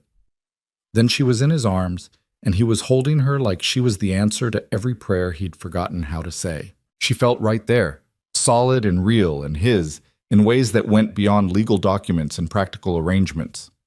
When he kissed her this time, it wasn't ceremonial or brief. It was deep and real and full of everything they'd both been holding back. Clara kissed him back with an intensity that made his head spin, her hands fisting in his shirt like she was afraid he might disappear. They broke apart only when breathing became necessary, both of them shaking slightly. Well, Clara said breathlessly, that was… yeah. We should probably… the children are napping, but they could wake up any minute, and… Clara… Yes? Stop thinking so much. He kissed her forehead, her cheeks, the corner of her mouth. Just be here with me. Just let this be real. She nodded, then pulled him down for another kiss that left no doubt about how real it was. The storm passed overnight, leaving the world washed clean and smelling of wet earth. Caleb woke with Clara curled against his side, her head on his chest, her breathing soft and even. Somewhere in the night, they'd crossed the final barrier from practical partners to genuine spouses, and he felt the difference in every cell of his body. This was what marriage was supposed to be. Not just survival or convenience, but connection, intimacy, love. Claire stirred, lifted her head to look at him with sleepy eyes. Morning? Morning. He brushed hair back from her face. Any regrets? About last night? She smiled, slow and satisfied. Not a single one. You? Best decision I've made since asking you to marry me. He pulled her closer. Second best was not letting you leave that first week. Third best was being foolish enough to reach for Leo's toy horse without checking for snakes. Caleb laughed. Are you saying you're glad I got bitten? I'm saying I'm glad I was riding past when you did. I'm glad I stopped. I'm glad I stayed. She propped herself up on one elbow, looking down at him with an expression so tender it made his chest ache. I'm glad for all of it, even the scary parts, because it brought me here. To you, to them, to this life I never knew I wanted. He was about to respond when Leo's voice called from the other room. Mama Clara? Papa? I'm hungry, Clara sighed. And reality returns. Welcome to family life. Caleb kissed her once more, quick and sweet. Let's go feed our children. Our children. The words felt right in a way that made something settle in Caleb's chest. Not his children that she was helping raise, but their children. A family, real and whole and imperfect and beautiful. The next few weeks passed in a blur of hard work and small joys. The ranch demanded constant attention, fences to mend, cattle to tend, hay to cut and store before winter. Clara managed the household with increasing confidence, finding her own systems and rhythms. The children continued to thrive, Leo's vocabulary expanding daily, Luke's confidence growing, Hattie starting to toddle on unsteady legs, Micah's first tooth finally breaking through. But beyond the daily routines, something else was growing. Little moments of connection that made the hard work worthwhile. Caleb catching Clara's eye across the dinner table and seeing her smile. Clara resting her hand on his shoulder as she passed behind his chair. Stolen kisses in the kitchen when the children were occupied. Quiet conversations after dark about everything from politics to their hopes for the future. They were building something. Not just a household or a family, but a marriage. A real one. based on love and trust and genuine partnership. Martha Fletcher noticed the change when she visited one afternoon, her pregnancy now obvious enough that she moved slowly and rested often. "You look different," she said to Clara, watching her knead bread with easy confidence. "Happy, really happy, not just managing well happy." Clara glanced at where Caleb was outside teaching Leo how to hammer nails, Luke trying to help and mostly just banging the ground enthusiastically. "I am happy, surprisingly, wonderfully happy." "Good," Martha shifted, trying to find a comfortable position. "You deserve it, both of you do. I'll admit I had my doubts at first. The whole thing seemed so rushed, so practical, but watching you two together now, seeing how you are with those babies..." She smiled. "Sarah would approve, I think. She'd want Caleb to find love again, want her children to have a mother who adores them." "You think she'd approve?" Clara had wondered about this often, whether Sarah's ghost was a blessing or a curse on this marriage. "I know she would. Sarah was practical to her core. She'd see what you and Caleb are building and she'd be grateful. Relieved, even." Martha reached over to pat Clara's flower-covered hand. "You're not replacing her, Clara. You're honoring her legacy by loving what she left behind." The word settled something in Clara that she hadn't realized needed settling. She wasn't Sarah's replacement. She was herself, building her own relationship with Caleb and the children. That was enough. That was everything. That evening, after the children were in bed, Clara and Caleb sat on the porch watching the sunset. It had become their ritual, this quiet time together at day's end, processing the chaos and planning for tomorrow. "Martha said something today," Clara said, leaning against Caleb's shoulder, "about Sarah approving. Of us." Caleb was quiet for a moment. "I think she would. Sarah was never sentimental about things like this. She'd see you making the children happy, see the ranch running well, see me not drowning anymore. That would matter more to her than timing or propriety." "Do you still miss her?" "Yes, but differently now." He turned to look at Clara. At first, the missing was sharp, like someone had carved out part of me and left a bleeding wound. Now it's softer, like an old scar that only aches when the weather changes. I'll always love her, always be grateful for what we had, but I'm not living in the past anymore. I'm here, with you, building our future. Clara kissed him, slow and deep. When they broke apart, she rested her forehead against his. "I have something to tell you, something I've been trying to find the right moment for, but there's never a perfect time, so I'm just going to say it." Caleb pulled back slightly, searching her face. "You're worrying me." "Don't be worried. It's good news. At least, I think it's good news. I hope it's good news." She took a breath. "Caleb, I'm pregnant." For a moment, he just stared at her. Then, we're going to have a baby, sometime in late spring, if I'm calculating correctly." She watched his face anxiously. "I know we never talked about more children. I know 4 is already a lot, but She didn't get to finish because Caleb was kissing her, lifting her off the porch step and spinning her around, laughing like a man who'd just been given the greatest gift of his life. "Careful," Clara protested, laughing too. "You'll drop me." "Never." He set her down gently, his hands framing her face. "Clara, this is amazing, wonderful, perfect. A baby. Our baby." "You're not upset? Not worried about having another mouth to feed? Are you joking? This is..."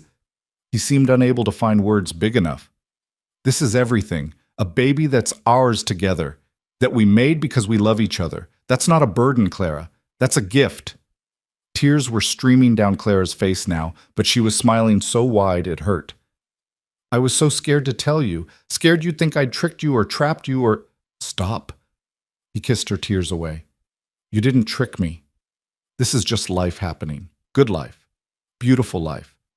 He dropped to his knees, pressed his ear to her still flat stomach. "Hello in there, little one.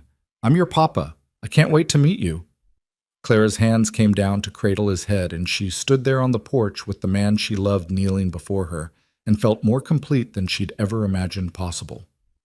When Leo found them like that the next morning, Caleb's hand protective on Clara's stomach, her fingers threading through his hair, he climbed into their bed without hesitation. "Are you and Mama Clara making a baby?" he asked with the directness of childhood. Clara and Caleb exchanged glances. Then Clara pulled Leo close. We already made one, sweetheart. There's a baby growing in my belly right now. In a few months, you're going to be a big brother again. Leo's eyes went wide. Really? A real baby? Really, truly? Can it be a sister? I already have brothers. Caleb laughed. We'll have to wait and see. Babies decide that themselves. Leo considered this seriously, then nodded. Okay, but I hope it's a sister. Hattie needs someone to play dolls with. Luke appeared in the doorway then, followed by Micah's waking cries, and the intimate moment broke into the usual morning chaos. But as Clara moved to tend the children, Caleb caught her hand. I love you, he said, just loud enough for her to hear over the noise. I love you too. She squeezed his hand. Now, come on, Papa. Our family needs breakfast. Our family. The words wrapped around Caleb like a warm blanket. This was his family. 4 children he'd had with Sarah, 1 on the way with Clara, and the woman who'd walked into his life at exactly the right moment and turned everything around. He thought about that day with the rattlesnake, how close he'd come to dying, how close his children had come to being orphaned, how a chance meeting with a traveling schoolteacher had saved them all. Some would call it luck. Martha Fletcher called it providence. Caleb didn't know what to call it except miraculous, because against all odds, against all logic, this impossible situation had become the life he'd never dared to dream of. As he helped Clara make breakfast while Leo entertained his siblings, as he watched his wife move through their kitchen with growing confidence, as he thought about the baby growing inside her, Caleb felt something he hadn't felt since before Sarah got sick. He felt blessed, not despite the hardships or the struggles or the grief they'd both carried, but because of them. Because sometimes the hardest paths lead to the most beautiful destinations. Because sometimes the most practical decisions turn into the greatest love stories. Because sometimes a loaf of bread and a snake bite and a woman brave enough to take a chance are exactly what a broken family needs to become whole again. Winter came early that year, bringing snow that transformed the Wyoming prairie into an endless white canvas. Clara's pregnancy became more visible as the months passed, her body changing in ways that both terrified and amazed her. She'd delivered babies as part of her medical training in Boston, but carrying one was an entirely different experience. Caleb was relentlessly attentive, insisting she rest more, do less, let him handle things she'd been managing just fine. It was endearing and infuriating in equal measure. I'm pregnant, not an invalid, she said one morning when he tried to take the laundry basket from her hands for the 3rd time that week. I know that. I just want to help. You help by trusting me to know my own limits. She softened the words with a kiss to his cheek. I promise I'll tell you if I need to slow down, but right now I need to feel useful, need to feel like myself. You're more than useful, you're essential. Caleb took her free hand, his thumb rubbing circles on her palm. But I can't help worrying, after what happened with Sarah. I'm not Sarah. Clara set down the basket, turned to face him fully. I know you're scared. I am too. But we can't live our lives in fear of what might happen. We have to trust that I'm strong enough for this, that my body knows what it's doing. What if it doesn't? What if something goes wrong? Then we'll face it together, like we face everything. She placed his hand on her swollen belly, where their baby was currently performing what felt like acrobatics. Feel that? That's life, Caleb, strong and determined and fighting to exist, just like this family. The baby kicked against his palm, and Caleb's expression shifted from worry to wonder. It's so strong. I think it's a girl. You can't possibly know that. Call it intuition or hope. Leo's been praying every night for a sister. Clara smiled. Besides, this house could use another woman. I'm outnumbered 4-1 right now. 5-1 if you count me. I definitely count you. She kissed him properly this time. Now stop hovering and go teach Leo his letters. He's been asking for you all morning. Caleb went, but not before extracting a promise that she'd call him if she felt tired. Clara watched him go, love and exasperation warring in her chest. He was trying so hard to protect her from a tragedy that might never happen. She understood it. The ghost of Sarah's death haunted them both in different ways, but she refused to let fear dictate their lives. The children adapted to the coming baby with varying degrees of understanding. Leo was excited, constantly talking about all the things he'd teach his new sibling. Luke seemed mystified by the concept, but accepted it with his usual equanimity. Hattie liked to pat Clara's belly and babble at it in her own language. And Micah, now walking and getting into everything, remained blissfully oblivious to the changes coming. Martha Fletcher visited regularly despite her own advanced pregnancy, bringing gossip from town and practical advice about childbirth. She delivered 3 healthy babies and had opinions on everything from diet to exercise to the best position for labor. "Don't let Caleb coddle you too much," she said one afternoon, watching Clara scrub the kitchen table with determination. "Men mean well, but they'll have you lying in bed for 9 months if you let them. Your body needs movement, needs to stay strong for the work ahead. Tell that to my husband. He acts like I might shatter if I lift anything heavier than a teacup." Martha laughed. "Tom was the same way with our first, nearly drove me mad. But it comes from love, Clara. They can't carry the baby themselves, so they try to carry everything else." "I know, and I appreciate it, most of the time." Clara sat down heavily, her back aching. "But sometimes I miss just being Clara. Not pregnant Clara, who needs constant monitoring. Just me." "You're still you, just you with something extra." Martha reached over to pat her hand. "And speaking of extra, have you two discussed what happens if there are complications? Have you made plans?" The question hung in the air, heavy with unspoken fears. Clara had avoided thinking about it too directly, but Martha was right. They needed to prepare for every possibility. "We've talked about it," Clara said quietly. "Caleb wants Dr. Harrison here for the birth. I agreed, even though I've delivered babies myself and know what to expect. It gives him peace of mind. And if something goes wrong, if you have to choose," Clara's hand went instinctively to her belly. "I've made Caleb promise that if it comes to that, if it's me or the baby, he chooses the baby." "Clara, I mean it, Martha. These children," she gestured toward the front room where Leo was reading to his siblings, his serious little voice narrating a story about a brave knight. "They need a mother, and Caleb needs a wife. But they can find another mother, another wife. This baby only has one chance at life. If my body fails, if something goes wrong, I need to know they'll save the baby." Martha's eyes were bright with tears. "Does Caleb know you feel this way?" "He knows. He doesn't agree, but he knows." Clara blinked back her own tears. "He'd choose me. I know he would. So I've made Dr. Harrison promise that if I'm unconscious, if I can't speak for myself, he'll do what's medically necessary to save the baby first." That's a heavy burden to put on a doctor. It's a heavier burden to let a child die because you were too selfish to make the hard choice. Clara stood, moving to the window to watch Caleb working in the barn.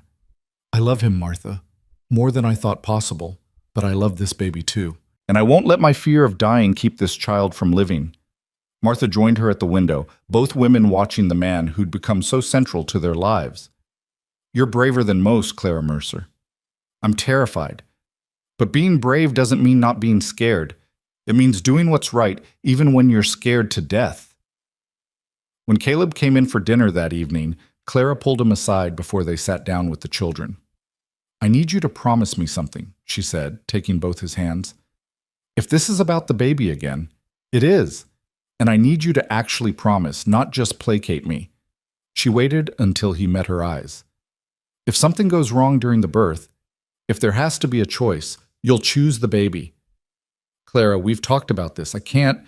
"You can. You have to." She squeezed his hands hard enough to hurt. "Caleb, you survived losing Sarah. It nearly destroyed you, but you survived. You built a new life, found love again. The children would survive losing me too, but that baby, our baby, doesn't get another chance.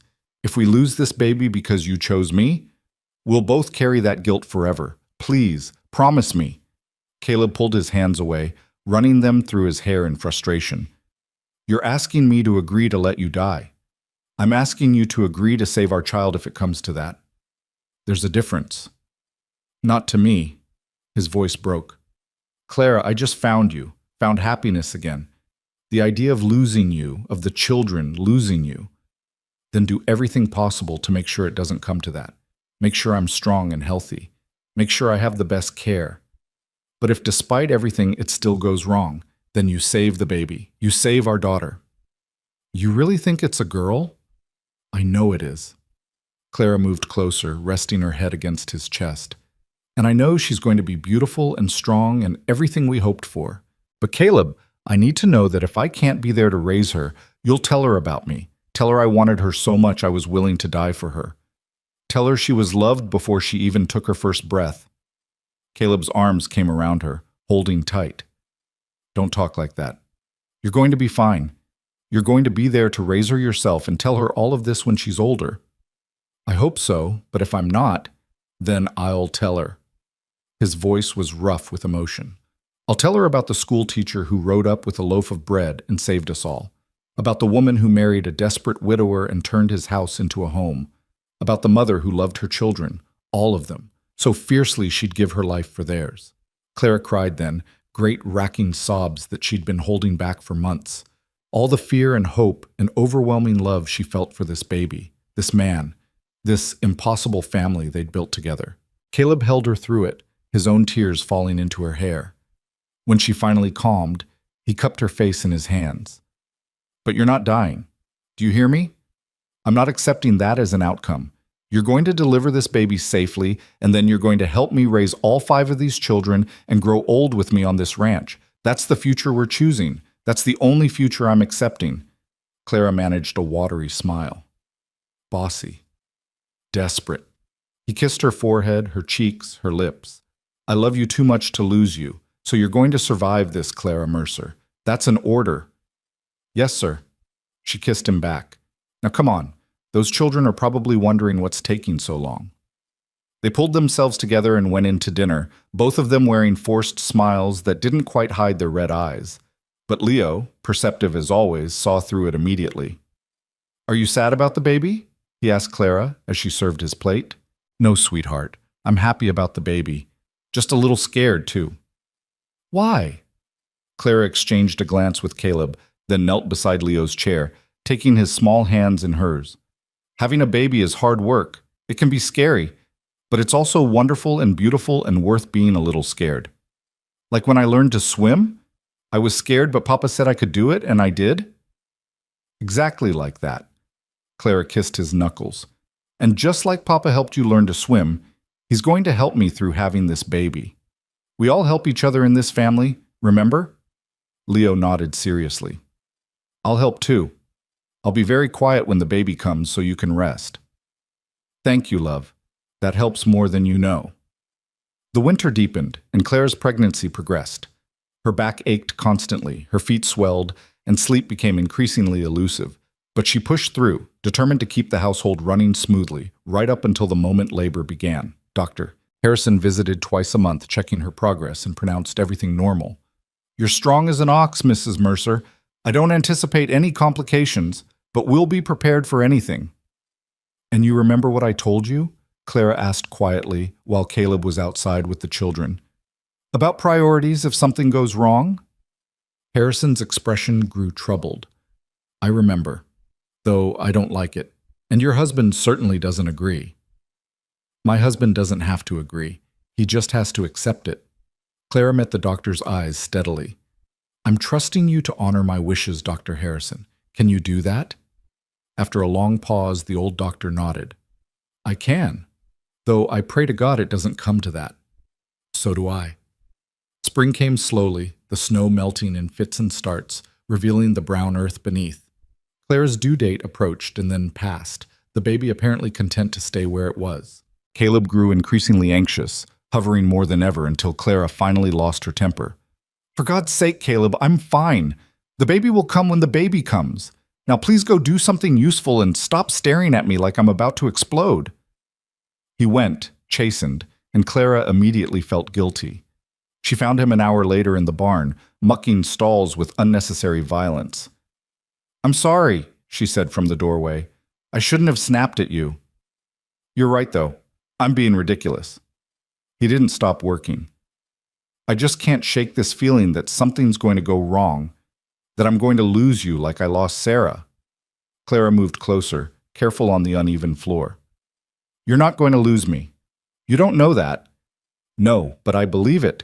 I believe I'm strong enough to do this. I believe our baby is strong enough. And I believe we're going to have many, many years together, watching all our children grow up and being irritated with each other over stupid things like laundry day." She took the pitchfork from his hands, set it aside, and wrapped her arms around him as best she could with her belly between them. "Trust me, Caleb. Trust us." He held her carefully, like she was made of glass. "I'm trying." "I know, and I love you for it. But you need to let go of the fear, need to have faith that everything will work out." "How? How do you have that kind of faith after everything we've both been through?" Clara was quiet for a moment, thinking about the question. "Because the alternative is living in constant terror, and I refuse to let fear steal our joy. We've been given something precious here, this love, this family, this life. I won't waste it worrying about what might go wrong. I choose to focus on everything that's going right." Caleb pressed his face into her hair. "When did you get so wise?" "I've always been wise. You just didn't notice because you were too busy trying to die from a snake bite." He laughed despite himself, and Clara felt the tension ease out of his body. "Fair point." They stood like that for a long while, holding each other in the dusty barn, the smell of hay and horses and new beginnings surrounding them.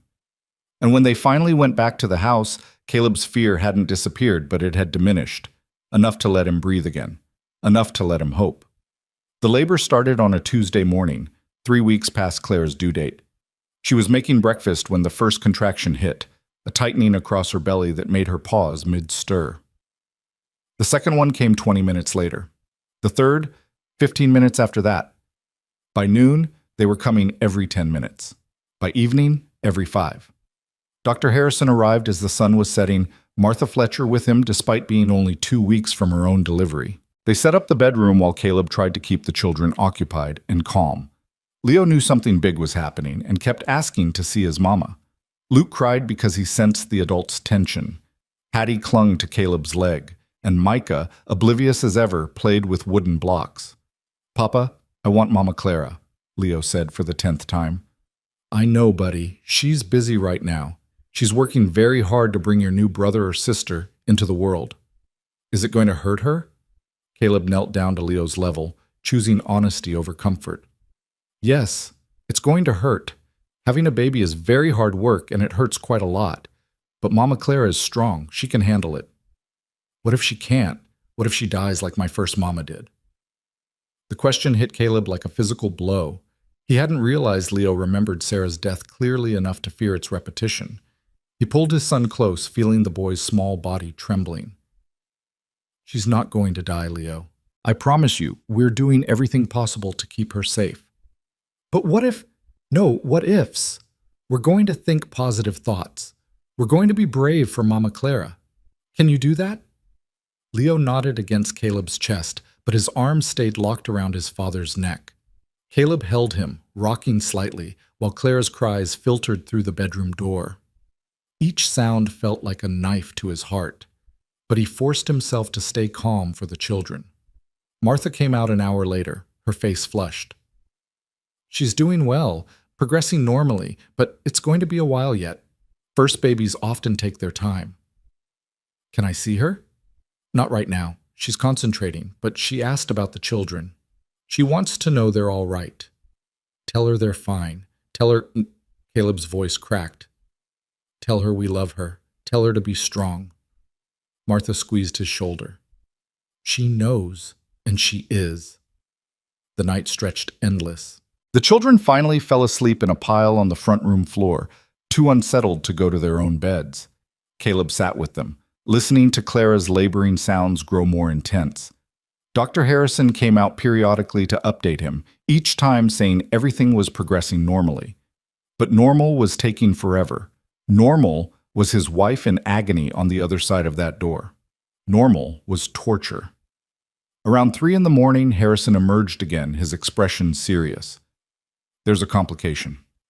Caleb's heart stopped. "What kind of complication?" "The baby's in a difficult position. Breech. I'm going to try to turn it, but if that doesn't work—" He didn't finish the sentence. "But Clara is doing everything right. This isn't her fault. Sometimes babies just don't cooperate. Harrison met Caleb's eyes. I need you to prepare yourself for the possibility that I might have to make difficult choices. No. Caleb stood, terror flooding through him. No, you save her. You save Clara. That's an order. Your wife gave me different orders, quite emphatically. I don't care what she said. You save her first. The baby second. Do you understand? Harrison's expression was grave. Mr. Mercer, I'm going to do everything in my power to save them both. But if it comes down to a choice, I have to honor your wife's wishes. She's my patient. Her autonomy matters. Her life matters more. To you, perhaps. But she's made her decision. As her doctor, I have to respect that. Harrison turned back toward the bedroom. I'm going to try turning the baby now. Pray it works. He disappeared back into the room, leaving Caleb alone with his sleeping children and his mounting terror. He wanted to burst through that door to tell Clara she didn't get to sacrifice herself, to tell Harrison he'd sue him or kill him, or both if he let Clara die. But he'd promised her honesty, partnership, respect for her choices even when he disagreed with them. So instead of barging in, he dropped to his knees beside his sleeping children and prayed harder than he'd ever prayed in his life. 30 minutes later, a baby's cry pierced the night. Caleb's head snapped up. That was good, wasn't it? A crying baby meant a living baby. But what about Clara? Martha emerged, tears streaming down her face, but she was smiling. It's a girl, beautiful and healthy and already mad at the world for being born. Clara? Tired, torn pretty badly, but alive. Martha's smile widened. She did it, Caleb. She brought that baby into the world, and she's fine. They're both fine. The relief that crashed through Caleb nearly knocked him over. He sagged against the wall, his legs suddenly unable to hold him. Can I see her? Give us a few minutes to clean up. Then, yes. Those few minutes felt like hours, but finally Harrison opened the bedroom door and gestured him in. Caleb stepped inside and his breath caught. Clara lay propped against pillows, her hair plastered to her head with sweat, her face pale with exhaustion. And in her arms, wrapped in a blanket Sarah had knitted years ago, was a tiny red-faced baby with a shock of dark hair. Come meet your daughter, Clara said, her voice hoarse but triumphant. Caleb crossed to the bed in 3 strides, dropping to his knees beside it. Up close, he could see the strain the labor had taken, the shadows under Clara's eyes, the way her hands shook slightly. But she was alive. Gloriously, miraculously alive. You did it, he whispered. You did it. We did it. She shifted the baby slightly. Would you like to hold her? With trembling hands, Caleb took the tiny bundle. The baby's eyes were closed, her miniature fists waving near her face. She was perfect, absolutely perfect. She looks like you, he said wonderingly. She looks like an old man, Clara corrected with a tired laugh. But I'll take the compliment. What should we name her? They discussed names but hadn't settled on anything definitive. Now, looking at this tiny miracle they'd created together, only one name felt right. Hope, Caleb said. Her name is Hope. Clara's eyes filled with tears. Hope Mercer. It's perfect. She's perfect. You're perfect. Caleb carefully handed the baby back to Clara and leaned in to kiss his wife's forehead. I thought I'd lost you. When Harrison said there were complications, but you didn't. I told you I was strong enough. Clara cradled Hope close. And Dr. Harrison is a miracle worker. He turned her at the last moment, saved us both. Thank God. Caleb buried his face against Clara's shoulder, the fear and relief warring inside him until he couldn't tell which was which. Don't ever scare me like that again. I'll try, but no promises. Babies have their own timeline. She ran her free hand through his hair. Now go get the children. They need to meet their sister. Caleb fetched the children, waking them gently. Leo was up first, his face splitting into a huge grin when he saw the baby. Is that her? Is that my sister? This is Hope, Clara confirmed. Come meet her. Leo approached cautiously, peering at the baby with serious eyes. She's really small. You were too once upon a time. Can I hold her? Clara glanced at Caleb, who nodded. Together they helped Leo into the chair beside the bed and carefully placed Hope in his arms, showing him how to support her head. "Hello, Hope," Leo whispered. "I'm your big brother Leo. I'm going to teach you everything. How to read and how to ride horses and how to be brave when you're scared. And I'll protect you from mean kids at school and from monsters under the bed, I promise." Tears streamed down Clara's face as she watched her oldest son make his vow to his newest sister. Luke toddled over next, poking curiously at the baby's tiny hand. Hattie seemed mystified by the whole thing, and Micah, once he realized the attention wasn't on him, went back to playing with his blocks. But this moment with all her children around her, with Caleb's hand on her shoulder and baby Hope sleeping peacefully, this was everything Clara had never known she wanted. This was family. This was home. This was love in its purest, most chaotic, most beautiful form. "Thank you," she whispered to Caleb. "For what?" "For asking me to stay, for giving me this, for being brave enough to take a chance on a school teacher with a loaf of bread." Caleb leaned down to kiss her. "Thank you for saying yes, for saving my life and my children's lives, for bringing hope into the world, for being exactly what we needed." They stayed like that for a long moment, surrounded by their children, bound together by love and hope, and the kind of partnership that only comes from choosing each other every single day. The frontier was still harsh. Life was still hard. There would be more struggles ahead, more fears to face, more moments of doubt and difficulty, but they would face it together, as a family, as partners who'd become lovers, who'd become everything to each other. Martha was right. Sarah would have approved, would have been grateful that her children had found a mother who loved them fiercely, would have been happy that Caleb had found joy again instead of drowning in grief. And somewhere, Clara liked to think, Sarah was smiling, watching over the family she'd started and the woman who'd finished building it. Two mothers, one watching from heaven and one here on earth, both loving the same children with everything they had. Hope stirred in Leo's arms, making a tiny mewing sound. Clara took her back, settled her to her breast, and felt the rightness of it settle into her bones. This was where she belonged. Not in a Boston classroom teaching other people's children, but here on this Wyoming ranch raising her own, building a life with a man she'd fallen unexpectedly, impossibly, completely in love with. "So," Caleb said, settling beside her on the bed, careful not to jostle her. "One more?" Clara laughed, wincing slightly at the movement.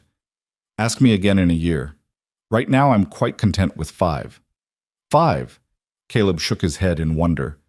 "When you rode up to my porch that day, if someone had told me that in less than a year I'd have 5 children and a wife I loved and a house full of laughter again, I wouldn't have believed them. When I rode up to your porch, if someone had told me I'd be married with 5 children in less than a year, I'd have had them committed to an asylum." Clara leaned against him, exhaustion finally catching up with her. "But here we are." "Here we are," Caleb echoed. "And I wouldn't change a single thing. Not even the snake bite? Especially not the snake bite. Best worst thing that ever happened to me." Clara smiled, her eyes drifting closed. "Wake me if hope needs me. I'm just going to rest for a moment." "Sleep as long as you need. I've got this." And he did. Caleb gathered his older children, got them settled back to sleep, then returned to the bedroom where Clara dozed with baby Hope in her arms. He carefully took the baby, settled into the rocking chair, and just watched them both. His wife, his daughter, his family. Outside, dawn was breaking over the Wyoming prairie, painting the sky in shades of pink and gold. A new day. A new beginning. A future stretched out before them, full of possibility and promise, and all the beautiful, ordinary moments that make up a life.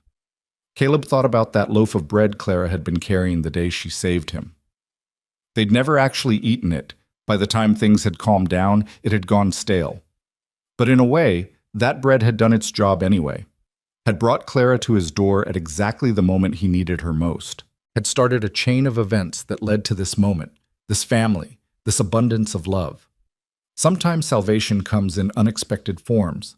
Sometimes it rides up on horseback with a medical kit and sharp intelligence. Sometimes it stays when logic says to leave, loves when wisdom says to guard your heart, builds a life when sense says to run back to safety. Sometimes salvation looks like a schoolteacher named Clara Whitfield who said yes to an impossible proposal and turned it into the greatest love story Caleb Mercer would ever know. Hope stirred in his arms, her tiny face scrunching up, and Caleb smiled. He had a daughter named Hope, and a wife named Clara, and 4 other children who were his whole heart. He had a ranch to run and a life to build, and years ahead filled with both struggle and joy. And as the sun rose on their first morning as a family of 7, Caleb Mercer looked at the sleeping woman who'd saved him in every way a person can be saved, and whispered the words that would become his daily prayer for all the years to come. Thank you for the bread. Thank you for staying. Thank you for love. Outside, the prairie stretched endless and the future waited, full of promise.